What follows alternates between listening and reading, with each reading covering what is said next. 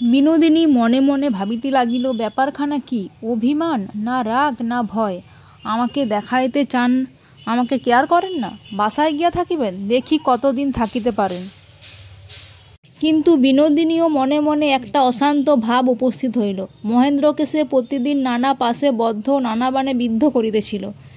সে কাজ গিয়া বিনোদিনী যেন এপাশ ওপাশ করিতে লাগিল। বাড়ি হইতে তাহার সমস্ত নেশা চলিয়া গেল। মহেন্দ্র বর্জিত আশা তাহার কাছে নিতান্তই স্বাধীন। আশার প্রতি মহেন্দ্রের সোহাগ যত্ন বিনোদিনীর প্রণয় বঞ্চিত চিত্তকে সর্বদাই আলোড়িত করিয়া তুলিত। তাহাতে বিনোদিনীর বিরোহিণী কল্পনাকে যে বেদনায় জাগরূক করিয়া রাখিত, তাহার মধ্যে উগ্র উত্তেজনা ছিল। যে মহেন্দ্র তাহাকে তাহার সমস্ত জীবনের সার্থকতা হইতে ভ্রষ্ট করিয়াছে, যে মহেন্দ্র তাহার মতো স্ত্রীরত্নকে উপেক্ষা করিয়া আশার মতো ক্ষীণ বুদ্ধি দিন প্রকৃতি বালিকাকে বরণ করিয়াছে, তাহাকে বিনোদিনী ভালোবাসে কি বিদেশ করে, তাহাকে কঠিন শাস্তি দিবে না তাহাকে হৃদয় সমর্পণ করিবে, তাহা বিনোদিনী ঠিক করিয়া বুঝিতে পারে নাই। একটা জ্বালা মহেন্দ্র তাহার অন্তরে জ্বালাইয়াছে। তাহা হিংসার না প্রেমের না দুয়েরই মিশ্রণ, বিনোদিনী তাহা ভাবিয়া পায় না। মনে মনে তীব্র হাসি হাসিয়া বলিল, কোনো নারীর কি আমার মতো এমন দশা হইয়াছে? আমি মরিতে চাই কি মারিতে চাই তাহা বুঝিতেই পারিলাম না। কিন্তু যে কারণেই বলো, দগ্ধ হইতেই হোক বা দগ্ধ করিতেই হোক, মহেন্দ্রকে তাহার একান্ত প্রয়োজন। সে তাহার বিষদিগ্ধ অগ্নিবাণ জগতের কোথায় মোচন করিবে। ঘন নিঃশ্বাস ফেলিতে ফেলিতে বিনোদিনী কহিল, যে যাইবে কোথায়, সে ফিরিবেই, সে আমার। আশা ঘর পরিষ্কার করিবা ছুতা করিয়া সন্ধ্যার সময় মহেন্দ্রর বাহিরের ঘরে মাথায় তেলের দাগ পড়া মহেন্দ্র বসিবার কেদারা, কাগজপত্র ছড়ানো ডেস্ক, তাহার বই, তাহার ছবি প্রভৃতি জিনিসপত্র বারবার নাড়াচাড়া এবং অঞ্চল দিয়া ঝাড়পোছ করিতেছিল। এইরূপে মহেন্দ্র সকল জিনিস নানারূপে স্পর্শ করিয়া একবার রাখিয়া একবার তুলিয়া আশার বিরহ সন্ধ্যা কাটিতেছিল। বিনোদিনী ধীরে ধীরে তাহার কাছে আসিয়া দাঁড়াইল। আশা ঈষৎ লজ্জিত হইয়া তাহার নাড়াচাড়ার কাজ রাখিয়া দিয়া কি যেন খুঁজিতেছে এমনিতর ভান করিল। বিনোদিনী গম্ভীর মুখে জিজ্ঞাসা করিল, কি হচ্ছে তোর ভাই? আশা মুখে একটুখানি হাসি জাগাইয়া কহিল, কিছুই না ভাই। বিনোদিনী তখন আশার গলা জড়াইয়া কহিল, কেন ভাই বালি, ঠাকুরপো এমন করিয়া চলিয়া গেলেন কেন? আশা বিনোদিনীর এই প্রশ্নমাত্রই সংশয়ান্বিত শঙ্কিত হইয়া উত্তর করিল, তুমি তো জানোই ভাই, কলেজে তাহার বিশেষ কাজ পড়িয়াছে বলিয়া গেছেন। বিনোদিনী ডান হাতে আশার চিবুক তুলিয়া ধরিয়া যেন করুণায় বিগলিত হইয়া স্তব্ধভাবে একবার তাহার মুখ নিরীক্ষণ করিয়া দেখিল এবং দীর্ঘ নিঃশ্বাস ফেলিল। আশার বুক দমিয়া গেল। নিজেকে সে নির্বোধ এবং বিনোদিনীকে বুদ্ধিমতী বলিয়া জানিত। বিনোদিনীর ভাবখানা দেখিয়া হঠাৎ তাহার বিশ্ব সংসার অন্ধকার হইয়া উঠিল। সে বিনোদিনীকে স্পষ্ট করিয়া কোনো প্রশ্ন জিজ্ঞাসা করিতে সাহস করিল না। দেওয়ালের কাছে একটা সোফার উপরে বসিল। বিনোদিনীও তাহার পাশে বসিয়া দৃঢ় বাহু দিয়া আশাকে বুকের কাছে বাঁধিয়া রাখিল। সখীর সেই আলিঙ্গনে আশা তার আত্মসংবরণ করিতে পারিল না। তাহার দুই চক্ষু দিয়া জল ঝরিয়া পড়িতে লাগিল। দ্বারের কাছে অন্ধ ভিখারি খঞ্জনি বাজাইয়া গাইতেছিল, চরণতরি দে মা তারিণী তারা। বিহারী মহেন্দ্রের সন্ধানে আসিয়া দ্বারের কাছে পৌঁছিতে দেখিল আশা কাঁদিতেছে এবং বিনোদিনী তাহাকে বুকে জড়াইয়া ধরিয়া ধীরে ধীরে তাহার চোখ মুছাইয়া দিতেছে। দেখিয়াই বিহারী সেখান হইতে সরিয়া দাঁড়াইল। পাশের শূন্য ঘরে গিয়া অন্ধকারে বসিল। দুই করতলে মাথা চাপিয়া ধরিয়া ভাবিতে লাগিল, আশা কেন কাঁদিবে? যে মেয়ে স্বভাবতই কাহারও কাছে লেশমাত্র অপরাধ করিতে অক্ষম, তাহাকেও কাঁদাইতে পারে এমন পাষণ্ড জগতে কে আছে? তারপর বিনোদিনী যেমন করিয়া সান্ত্বনা করিতেছিল তাহা মনে আনিয়া মনে মনে কহিল, বিনোদিনীকে ভারী ভুল বুঝিয়াছিলাম। সেবায়, সান্ত্বনায়, নিঃস্বার্থ সখীপ্রেমে সে মর্তবাসিনী দেবী। বিহারী অনেকক্ষণ অন্ধকারে বসিয়া রহিল। অন্ধের গান থামিয়া গেলে বিহারী সশব্দে পা ফেলিয়া কাশিয়া মহেন্দ্র ঘরের দিকে চলিল। দ্বারের কাছে না যাইতে ঘোমটা টানিয়া আসা দ্রুত পদে অন্তঃপুরের দিকে ছুটিয়া গেল।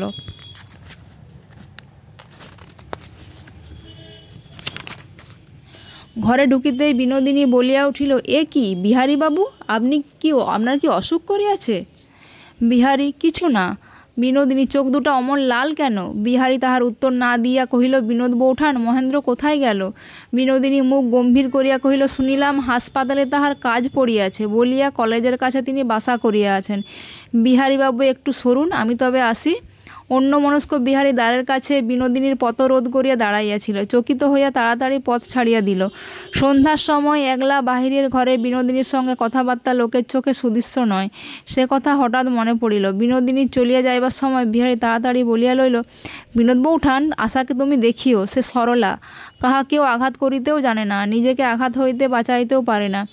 বিহারে অন্ধকারে বিনোদিনীর মুখ দেখিতে পাইল না, সে মুখে হিংসার বিদ্যুৎ খেলিতে লাগিল। আজ বিহারীকে দেখিয়াই সে বুঝিয়াছিল যে আশার জন্য করুণায় তাহার হৃদয় ব্যথিত। বিনোদিনী নিজে কেহই নহে, আশাকে ঢাকিয়া রাখিবার জন্য, আশার পথের কাঁটা তুলিয়া দিবার জন্য, আশার সমস্ত সুখ সম্পূর্ণ করিবার জন্যই তাহার জন্ম। শ্রীযুক্ত মহেন্দ্রবাবু আশাকে বিবাহ করিবেন, সেই জন্য অদৃষ্টের তাড়নায় বিনোদিনীকে বারাসতের বর্বর বানরের সহিত বনবাসিনী হইতে হইবে। সে যুক্ত বিহারীলাল সরলা আশার চোখের জল দেখিতে পারেন না, সেই জন্য বিনোদিনীকে তাহার আঁচলের প্রান্ত তুলিয়া সর্বদা প্রস্তুত থাকিয়াতে হইবে। একবার এই মহেন্দ্রকে, এই বিহারীকে বিনোদিনী তাহার পশ্চাতের ছায়ার সহিত ধুলায় লুণ্ঠিত করিয়া বুঝাইতে চায় আশাই বাকে আর বিনোদিনীই বাকে। দুজনের মধ্যে কত প্রভেদ। প্রতিকূল ভাগ্যবশত বিনোদিনী আপন প্রতিভাকে কোনো পুরুষের চিত্তক্ষেত্রে অব্যাহতভাবে জয়ী করিতে না পারিয়া জ্বলন্ত শক্তিশীল উদ্যত করিয়া সংহার মূর্তি ধরিল। অত্যন্ত মিষ্ট স্বরে বিনোদিনী বিহারীকে বলিল, আপনি নিশ্চিন্ত থাকিবেন বিহারীবাবু, আমার চোখের বালির জন্য ভাবিয়া ভাবিয়া নিজেকে কষ্ট দিবেন না। অনতিকাল পরেই মহেন্দ্র তাহার ছাত্রাবাসে চেনা হাতের অক্ষরে একখানি চিঠি পাইল। দিনের বেলা গোলমালের মধ্যে খুলিল না, বুকের কাছে পকেটের মধ্যে পুরিয়া রাখিল।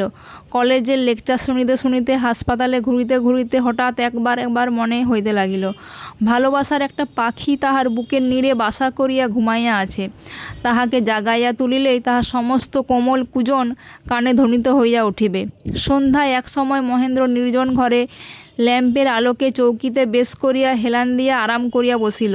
পকেট হইতে তাহার দেহতাপ তপ্ত চিঠিখানি বাহির করিয়া লইল। অনেকক্ষণ চিঠি না খুলিয়া লেফাফার উপরকার শিরোনাম নিরীক্ষণ করিয়া দেখিতে লাগিল। মহেন্দ্র জানিত চিঠির মধ্যে বেশি কিছু কথা নাই। আশা নিজের মনের ভাব ঠিকমতো ব্যক্ত করিয়া লিখিতে পারিবে এমন সম্ভাবনা ছিল না। কেবল তাহার কাঁচা অক্ষরে বাঁকা লাইনে তাহার মনের কোমল কথাগুলি কল্পনা করিয়া লইতে হইবে। আশার কাঁচা হাতে বহু যত্নে লেখা নিজের নামটি পড়িয়া মহেন্দ্র নিজের নামের সঙ্গে যেন একটা রাগিনী শুনিতে পাইল। তাহার সাধ্বী নারী হৃদয়ের অতি নিভৃত বৈকুণ্ঠ লোক হইতে একটি নির্মল প্রেমের সঙ্গীত। একদিনের বিচ্ছেদে মহেন্দ্রর মন হইতে দীর্ঘ মিলনের সমস্ত অবসাদ দূর হইয়া সরলা বধূর নব প্রেমে উদ্ভাসিত সুখস্মৃতি আবার উজ্জ্বল হইয়া উঠিয়াছে। শেষাশেষি প্রাত্যহিক ঘরকন্যার খুঁটিনাটি অসুবিধা তাহাকে উত্ত্যক্ত করিতে আরম্ভ করিয়াছিল। সে সমস্ত অপসারিত হইয়া কেবলমাত্র কর্মহীন কারণহীন একটি বিশুদ্ধ প্রেমানন্দের আলোকে আশার মানসী মূর্তি তাহার মনের মধ্যে প্রাণ পাইয়া উঠিয়াছে। মহেন্দ্র অতি ধীরে ধীরে লেফাফা ছিঁড়িয়া চিঠিখানা বাহির করিয়া নিজের ললাটে কপলে বুলাইয়া লইল। একদিন মহেন্দ্র যে এসেন্স আশাকে উপহার দিয়াছিল, সে এসেন্সের গন্ধ চিঠির কাগজ হইতে উতলা দীর্ঘ নিঃশ্বাসের মতো মহেন্দ্রর হৃদয়ের মধ্যে প্রবেশ করিল। ভাঁজ খুলিয়া মহেন্দ্র চিঠি পড়িল। কিন্তু এ কি, যেমন বাঁকাচোরা লাইন তেমন সাদাসিধা ভাষা নয়তো, কাঁচা কাঁচা অক্ষর, কিন্তু কথাগুলি তো তাহার সঙ্গে মিলিল না। লেখা আছে, প্রিয়তম, যাহাকে ভুলিবার জন্যে চলিয়া গেছ, এই লেখায় তাহাকে স্মরণ করিয়া দিব কেন? যে লতাকে ছিঁড়িয়া মাটিতে ফেলিয়া দিলে সে আবার কোন লজ্জায় জড়াইয়া উপরে উঠিতে চেষ্টা করে, সে কেন মাটির সঙ্গে মাটি হইয়া মিশিয়া গেল না? কিন্তু এটুকুতে তোমার কি ক্ষতি হইবে নাথ?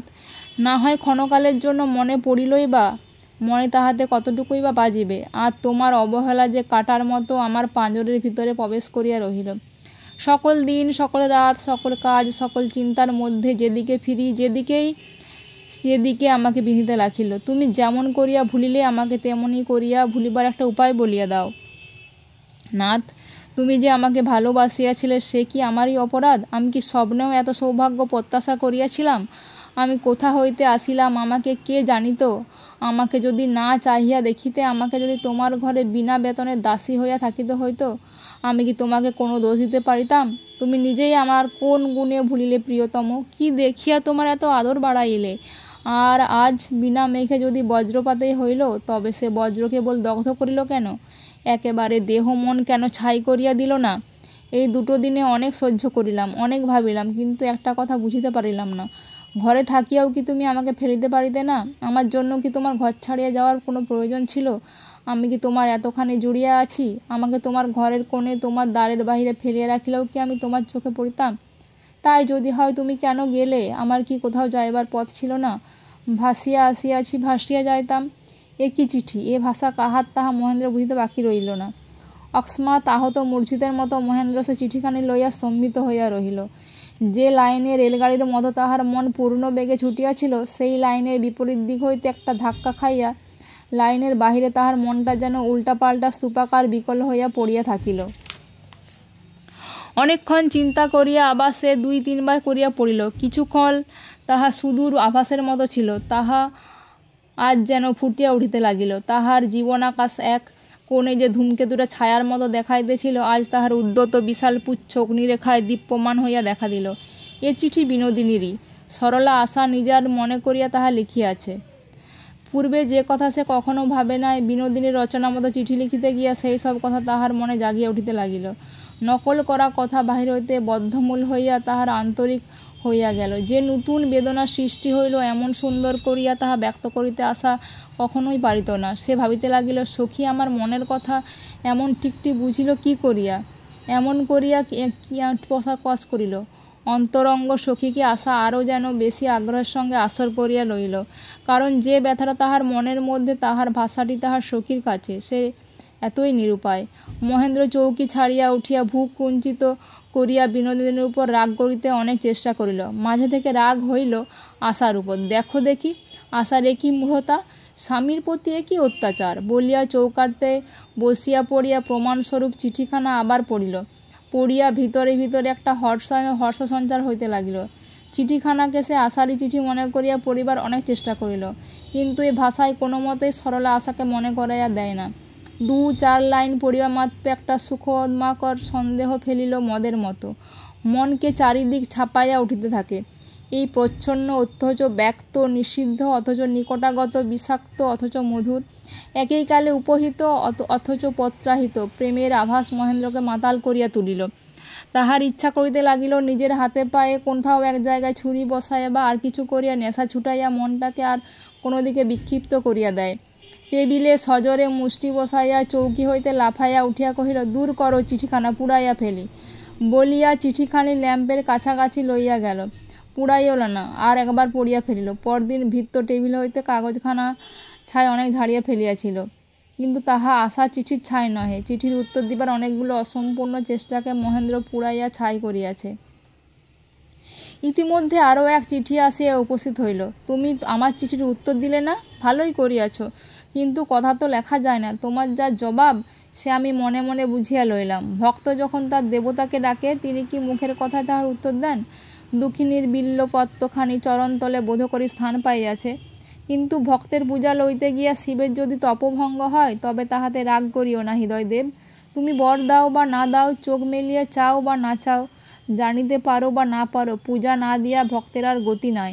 তাই আজিও এই 2 ছত্র চিঠি লিখিলাম। হে আমার পাষাণ ঠাকুর, তুমি অবিচলিত হইয়া থাকো। মহেন্দ্র আবার চিঠির উত্তর লিখিতে প্রবৃত্ত হইল, কিন্তু আশাকে লিখিতে গিয়া বিনোদিনীর উত্তর কলমের মুখে আপন নিয়ে আসিয়া পড়ে। ঢাকিয়া লুকাইয়া কৌশল করিয়া লিখিতে পারে না। অনেকগুলি ছিঁড়িয়া রাত্রের অনেক প্রহর কাটাইয়া একটা যদি বা লিখিল, সেটা লেফাফায় পুরিয়া উপরে আশার নাম লিখিবার সময় হঠাৎ তাহার পিঠে যেন কাহার চাবুক পড়িল।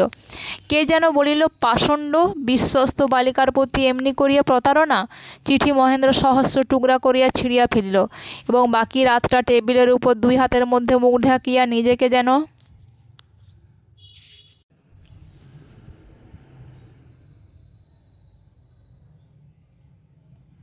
তৃতীয় পত্র। যে একেবারে অভিমান করিতে জানে না, সে কি ভালোবাসে? নিজের ভালোবাসাকে যদি অনাদর অপমান হইতে বাঁচাইয়া রাখিতে না পারি, তবে সে ভালোবাসা তোমাকে দিব কেমন করিয়া? তোমার মন হয়তো ঠিক বুঝি নাই, তাই এত সাহস করিয়াছি। তাই যখন ত্যাগ করিয়া গেলে, তখনও নিজে অগ্রসর হইয়া চিঠি লিখিয়াছি। যখন চুপ করিয়াছিলে, তখনও মনের কথা বলিয়া ফেলিয়াছি। কিন্তু তোমাকে যদি ভুল করিয়া থাকি, সে কি আমারই দোষ? একবার শুরু হইতে শেষ পর্যন্ত সব কথা মনে করিয়া দেখো। যাহা বুঝিয়াছিলাম সে কি তুমিই বোঝাও নাই? সে যাই হোক, ভুল হোক, সত্য হোক, যাহা লিখিয়াছে সে আর মুছিবে না, যাহা দিয়াছি সে আর ফিরাইতে পারিব না, এই আক্ষেপ। ছি ছি, এমন লজ্জাও নারীর ভাগ্য বটে। কিন্তু তাই বলিয়া মনে করিও না ভালো যে বাসে সে নিজের ভালোবাসাকে বারবার অপদস্থ করিতে পারে। যদি আমার চিঠি না চাও তো থাক, যদি উত্তর না লিখিবে তবে এই পর্যন্ত। ইহার পর মহেন্দ্র আর থাকিতে পারিল না। মনে করিল অত্যন্ত রাগ করিয়াই ঘরে ফিরিয়া যাইতেছি। বিনোদিনী মনে করে তাহাকে ভুলিবার জন্য ঘর ছাড়িয়া পালাইয়াছি। বিনোদিনীর এই স্পর্ধাকে হাতে হাতে অপমান করিবার জন্যই তখনই মহেন্দ্র ঘরে ফিরিবার সংকল্প করিল। এমন সময় বিহারী ঘরে প্রবেশ করিল। বিহারীকে দেখিবা মাত্র মহেন্দ্রের ভিতরের পুলক যেন দ্বিগুণ বাড়িয়া গেল। ইতিপূর্বে নানা সন্দেহে ভিতরে ভিতরে বিহারীর প্রতি তার ঈর্ষা জন্মিতেছিল। উভয়ের বন্ধুত্ব ক্লিষ্ট হইয়া উঠিতেছিল। পত্রপাঠের পর আজ সমস্ত ঈর্ষাভার বিসর্জন দিয়া বিহারীকে সে অতিরিক্ত আবেগের সহিত আহ্বান করিয়া লইল। চৌকি হইতে উঠিয়া বিহারীর পিঠ চাপড়ে মারিয়া তাহার হাত ধরিয়া তাহাকে একটা কেদারের উপর টানিয়া বসাইয়া দিল। কিন্তু বিহারীর মুখ আজ বিমর্ষ। মহেন্দ্র ভাবিল বেচারা নিশ্চয়ই ইতিমধ্যে বিনোদিনীর সঙ্গে সাক্ষাৎ করিয়াছে, সেখান হইতে ধাক্কা খাইয়া আসিয়াছে। মহেন্দ্র জিজ্ঞাসা করিল, বিহারী, এর মধ্যে আমাদের ওখানে গিয়াছিলে? বিহারী গম্ভীর মুখে কহিল, এখনই সেখানে হইতে আসিয়াছি। মহেন্দ্র বিহারীর বেদনা কল্পনা করিয়া মনে মনে একটু কৌতুক বোধ করিল। মনে মনে কহিল, হতভাগ্য বিহারী, স্ত্রীলোকের ভালোবাসা হইতে বেচারা একেবারে বঞ্চিত বলিয়া নিজের বুকের পকেটের কাছটায় একবার হাত দিয়া চাপ দিল। ভিতর হইতে 3টে চিঠি খড়খড় করে উঠিল। মহেন্দ্র জিজ্ঞাসা করিল, সবাইকে কেমন দেখিলে? বিহারী তাহার উত্তর না করিয়া কহিল, বাড়ি ছাড়িয়া তুমি যে এখানে? মহেন্দ্র কহিল, আজকাল প্রায় নাইট ডিউটি পড়ে, বাড়িতে অসুবিধা হয়। বিহারী কহিল, এর আগেও তো নাইট ডিউটি পড়িয়াছে, কিন্তু তোমাকে তো বাড়ি ছাড়িতে দেখি নাই। মহেন্দ্র হাসিয়া কহিল, মনে কোনো সন্দেহ জন্মিয়াছে নাকি? বিহারী কহিল, না, ঠাট্টা নয়, এখন বাড়ি চলো। মহেন্দ্র বাড়ি ফিরিবার জন্য উদ্যত হইয়াই ছিল, কিন্তু বিহারীর অনুরোধ শুনিয়া সে হঠাৎ নিজেকে ভুলাইল, যেন বাড়ি যাইবার জন্য তাহার কিছুমাত্র আগ্রহ নাই। কহিল, সে কি হয় বিহারী, তাহলে আমার বৎসরটাই নষ্ট হইবে। বিহারী কহিল, দেখো মহিন্দ্রা, তোমাকে আমি একটু বয়স হইতে দেখিতেছি, আমাকে ভুলাইয়ার চেষ্টা করিও না। তুমি অন্যায় করিতেছ।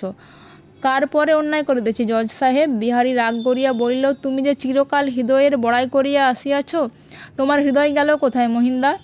মহেন্দ্র, সম্পত্তি কালেজের হাসপাতালে। বিহারী, থামো মহিন্দা, থামো। তুমি এখানে আমার সঙ্গে হাসিয়া ঠাট্টা করিয়া কথা কহিতেছ, সেখানে আশা তোমার বাহিরের ঘরে অন্দরের ঘরে কান্দিয়া কান্দিয়া বেড়াইতেছে। আশার কান্নার কথা শুনিয়া হঠাৎ মহেন্দ্রের মনে একটা প্রতিঘাত পাইল। জগতে আর যে কাহারও সুখ দুঃখ আছে সে কথা তাহার নতুন নেশার কাছে স্থান পায় নাই। হঠাৎ চমক লাগিল। জিজ্ঞাসা করিল, আশা কান্দিতেছে কি জন্য? বিহারী বিরক্ত হইয়া কহিল, সে কথা তুমি জানো না, আমি জানি। মহেন্দ্র, তোমার মহিন্দা সর্বজ্ঞ নয় বলিয়া যদি রাগ করিতে হয় তো মহিন্দার সৃষ্টিকর্তার উপর রাগ করিও। তখন বিহারী যাহা দেখিয়াছিল তাহা আগাগোড়া বলিতে বলিতে বিনোদিনীর বক্ষলগ্ন আসা সে অশ্রুসিক্ত মুখখানি মনে পড়িয়া বিহারীর প্রায় কণ্ঠরোধ হইয়া আসিল। বিহারীর এই প্রবল আবেগ দেখিয়া মহেন্দ্র আশ্চর্য হইয়া গেল। মহেন্দ্র জানিত বিহারীর হৃদয়ের বালায় নাই। এই উপসর্গ কবে জুটিল?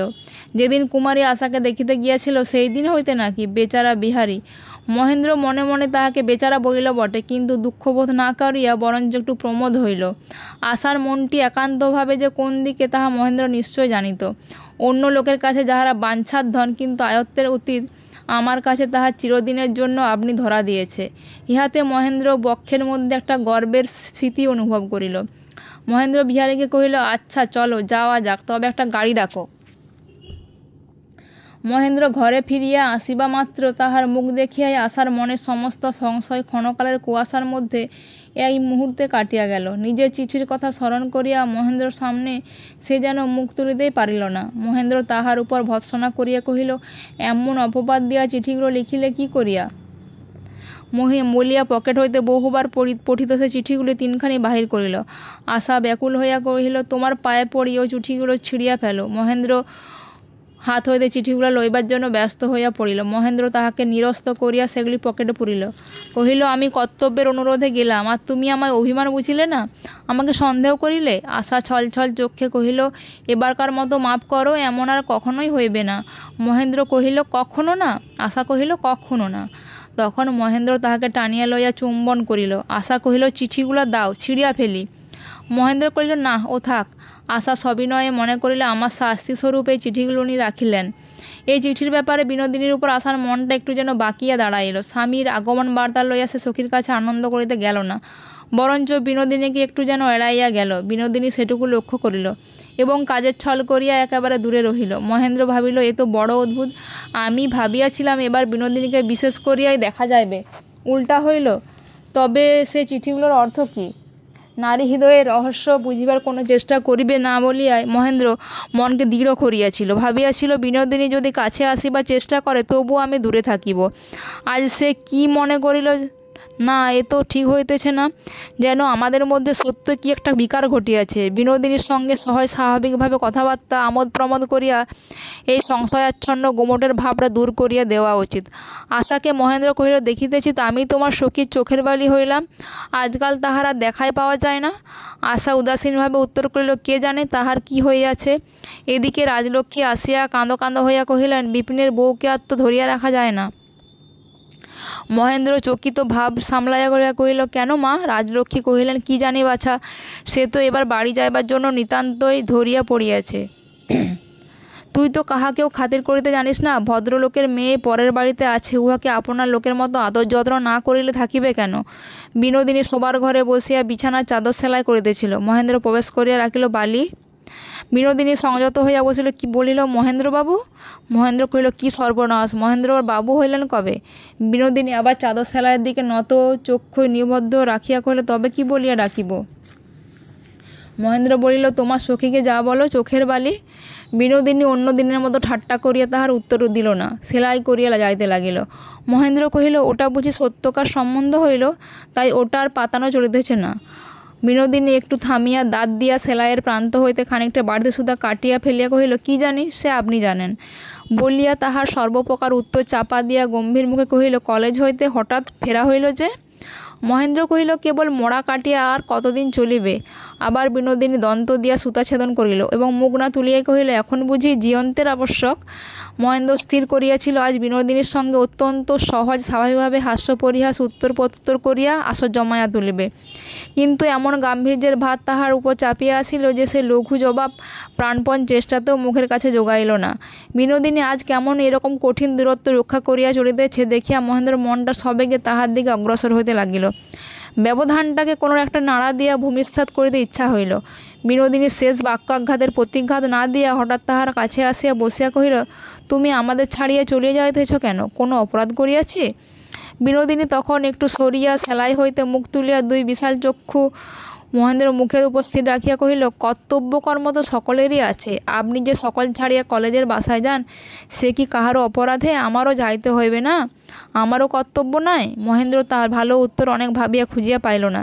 কিছুক্ষণ থামিয়া জিজ্ঞাসা করিল, তোমার এমন কি কর্তব্য যে না গেলেই নয়? বিনোদিনী অত্যন্ত সাবধানে সূচিতে সুতা পরাইতে পরাইতে কহিল, কর্তব্য আছে কিনা সে নিজেই মনই জানে, আপনার কাছে তাহার আর কি তালিকা দিব? মহেন্দ্র গম্ভীর চিন্তিত মুখে জানালার বাহিরে একটা সুদূর নারিকেল গাছের মাথার দিকে চাহিয়া অনেকক্ষণ চুপ করিয়া বসিয়া রহিল। বিনোদিনী নিঃশব্দে সেলাই করিয়া যাইতে লাগিল। ঘরে ছুঁচড়ি পড়িলে শব্দ শোনা যায়, এমনি হইল। অনেকক্ষণ পরে মহেন্দ্র হঠাৎ কথা কহিল। অকস্মাৎ নিঃশব্দতা ভঙ্গে বিনোদিনী চমকিয়া উঠিল, তার হাতে ছুঁচ ফুটিয়া গেল। মহেন্দ্র কহিল, তোমাকে কোনো অনুনয় বিনয়ে রাখা যাইবে না। বিনোদিনী তাহার আহত অঙ্গুলি হইতে রক্তবিন্দু শুষিয়া লইয়া কহিল, কিসের জন্য এত অনুনয় বিনয়? আমি থাকিলেই কি আর না থাকিলেই কি, আপনার তাহাতে কি আসে যায়? বলিতে বলিতে গলাটা যেন ভারী হইয়া আসিল।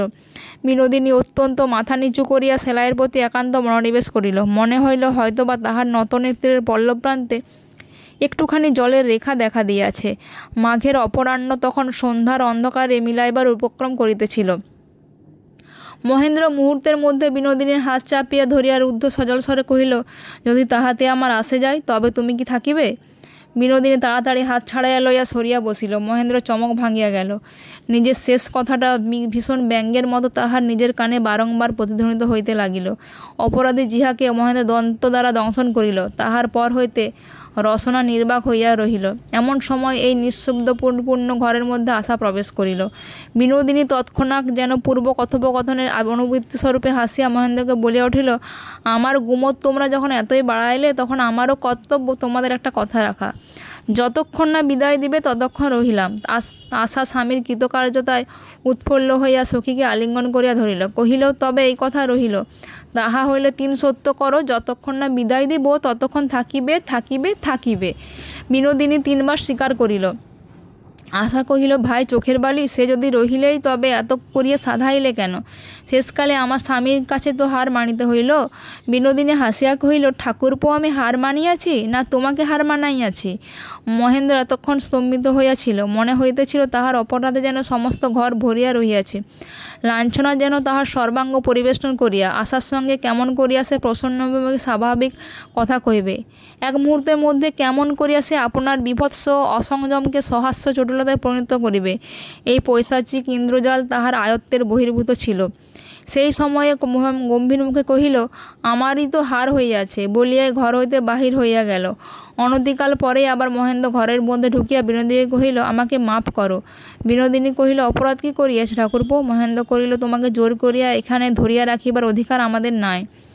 বিনোদিনী হাসিয়া কহিল, জোর করিলে তাহা তো দেখিলাম না, ভালোবাসিয়া ভালো মুখেই তো থাকিতে বলিলে, তাহাকে কি জোর বলে? বলো তো ভাই চোখের বালি, গায়ের জোর আর ভালোবাসা কি একই হইল? আশা তাহার সঙ্গে সম্পূর্ণ একমত হইয়া কহিল, কখনোই না। বিনোদিনী কহিল, ঠাকুরপো, তোমার ইচ্ছা আমি থাকি, আমি থেকে গেলে তোমার কষ্ট হইবে, সে তো আমার সৌভাগ্য। কি বলো ভাই চোখের বালি? সংসারে এমন সুহৃদ কয়জন পাওয়া যায়? তেমন ব্যথার ব্যথী, সুখের সুখী অদৃষ্টগুণে যদি পাওয়া যায়, তবে আমি বা তাহাকে ছাড়িয়া যাইবার জন্য ব্যস্ত হইব কেন? আশা তাহার স্বামীকে অপদস্থভাবে নিরুত্তর থাকিতে দেখিয়া ঈষৎ ব্যথিতচিত্তে কহিল,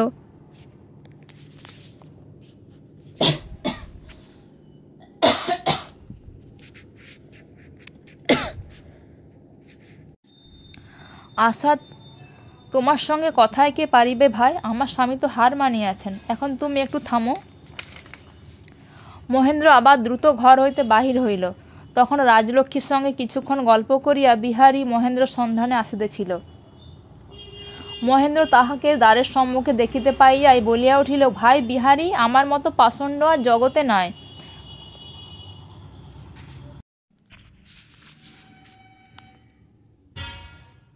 এমন বেগে কহিল যে কথা ঘরের মধ্যে গিয়া পৌঁছিল। ঘরের মধ্য হইতে তৎক্ষণাৎ আহান আসিল, বিহারী ঠাকুরপো। বিহারী কহিল, একটু বাদে আসছি বিনোদ বৌঠান। বিনোদিনী কহিল, একবার শুনেই যাও না। বিহারী ঘরে ঢুকিয়াই মুহূর্তের মধ্যে একবার আশার দিকে চাহিল। ঘোমটার মধ্য হইতে আশার মুখ যতটুকু দেখা যেতে পাইল, সেখানে বিষাদ বা বেদনার কোনো চিহ্নই তো দেখা গেল না। আশা উঠিয়া যাইবার চেষ্টা করিল। বিনোদিনী তাহাকে জোর করিয়া ধরিয়া রাখিল, কহিল, আচ্ছা বিহারী ঠাকুরপো, আমার চোখের বালির সঙ্গে কি তোমার সতীন সম্পর্ক? তোমাকে দেখলেই অত পালাতে চাই কেন? আশা অত্যন্ত লজ্জিত হইয়া বিনোদিনীকে তাড়না করিল। বিহারী হাসিয়া উত্তর করিল, বিধাতা আমাকে তেমন সুদৃশ্য করিয়া গড়েন নাই বলিয়া। বিনোদিনী, দেখছিস ভাই বালি, বিহারী ঠাকুরপো পাচাইয়া কথা বলিতে জানেন। তোর রুচুকে দোষ না দিয়া বিধাতাকেই দোষ দিলেন। লক্ষণটির মতো এমন সুলক্ষণ দেবর পাইয়াও তাহাকে আদর করিতে শিখিলি না, তোর কপাল মন্দ। বিহারী, তোমার যদি তাহাতে দয়া হয় বিনোদ বৌঠান, তবে আর আমার আক্ষেপ কিসের? বিনোদিনী, সমুদ্র তো পড়িয়া আছে, তবু মেঘের ধারা নইলে চাতকের তৃষ্ণা মেটে না কেন? আশাকে ধরিয়া রাখা গেল না। সে জোর করিয়া বিনোদিনীর হাত ছাড়াইয়া বাহির হইয়া গেল। বিহারীও চলিয়া যাইবার উপক্রম করিতেছিল। বিনোদিনী কহিল, ঠাকুরপো, মহেন্দ্রবাবুর কি হইয়াছে বলিতে পারো? শুনিয়া বিহারী থমকিয়া ফিরে দাঁড়াল, কহিল, তাহা তো জানি না, কিছু হইয়াছে নাকি? বিনোদিনী, কি জানি ঠাকুরপো, আমার তো ভালো বোধ হয় না। বিহারী উদ্বিগ্ন মুখে চৌকির উপর বসিয়া পড়িল। কথাটা খোলসা শুনিবে বলিয়া বিনোদিনীর মুখের দিকে ব্যগ্রভাবে চাহিয়া আক্ষেপ করিয়া রহিল। বিনোদিনী কোনো কথা না বলিয়া মনোযোগ দিয়া চাদর সেলাই করিতে লাগিল। কিছুক্ষণ প্রতীক্ষা করিয়া বিহারী কহিল, মহিন্দার সম্বন্ধে তুমি কি বিশেষ কিছু লক্ষ্য করিয়াছ? বিনোদিনী অত্যন্ত সাধারণভাবে কহিল, কি জানি ঠাকুরপো, আমার তো ভালো বোধ হয় না। আমার চোখের বালির জন্য আমার কেবলই ভাবনা হয়, বলিয়া দীর্ঘ নিঃশ্বাস ফেলিয়া সেলাই রাখিয়া উঠিয়া যাইতে উদ্যত হইল। বিহারী ব্যস্ত হইয়া কহিল, বৌঠান, একটু বসো, বলিয়া একটা চৌকিতে বসিল। বিনোদিনী ঘরের সমস্ত জানালা দরজা সম্পূর্ণ খুলিয়া দিয়া কেরোসিনের বাতি উস্কাইয়া সেলাই টানিয়া লইয়া বিছানার দূরপ্রান্তে গিয়া বসিল। কহিল, ঠাকুরপো, আমি তো চিরদিন এখানে থাকিব না, কিন্তু আমি চলিয়া গেলে আমার চোখের বালির উপর একটু দৃষ্টি রাখিও, সে যেন অসুখী না হয়, বলিয়া যেন হৃদয়োচ্ছ্বাস সংবরণ করিয়া লইবার জন্য বিনোদিনীর জন্য অন্য মুখ ফিরাইল। বিহারী বলিয়া উঠিল, বৌঠান, তোমাকে থাকিতেই হইবে। তোমার নিজের বলিতে কেহ নাই। এই সরলা মেয়েটিকে সুখে দুঃখে রক্ষা করিবার ভার তুমি লও। তুমি তাহাকে ফেলিয়া গেলে আমি তো আর উপায় দেখি না। বিনোদিনী, ঠাকুরপো, তুমি তো সংসারের গতিক জানো, এখানে বরাবর থাকিব কেমন করিয়া? লোকে কি বলিবে? বিহারী, লোকে যা বলে বলুক, তুমি কান দিও না। তুমি দেবী, অসহায়া বালিকাকে সংসারের নিষ্ঠুর আঘাত হইতে রক্ষা করা তোমারই উপযুক্ত কাজ। বৌঠান, আমি তোমাকে প্রথমে চিনি নাই, সেই জন্য আমাকে ক্ষমা করো। আমিও সংকীর্ণ হৃদয় সাধারণ ইতর লোকেদের মতো মনে মনে তোমার সম্বন্ধে অন্যায় ধারণা স্থান দিয়াছিলাম।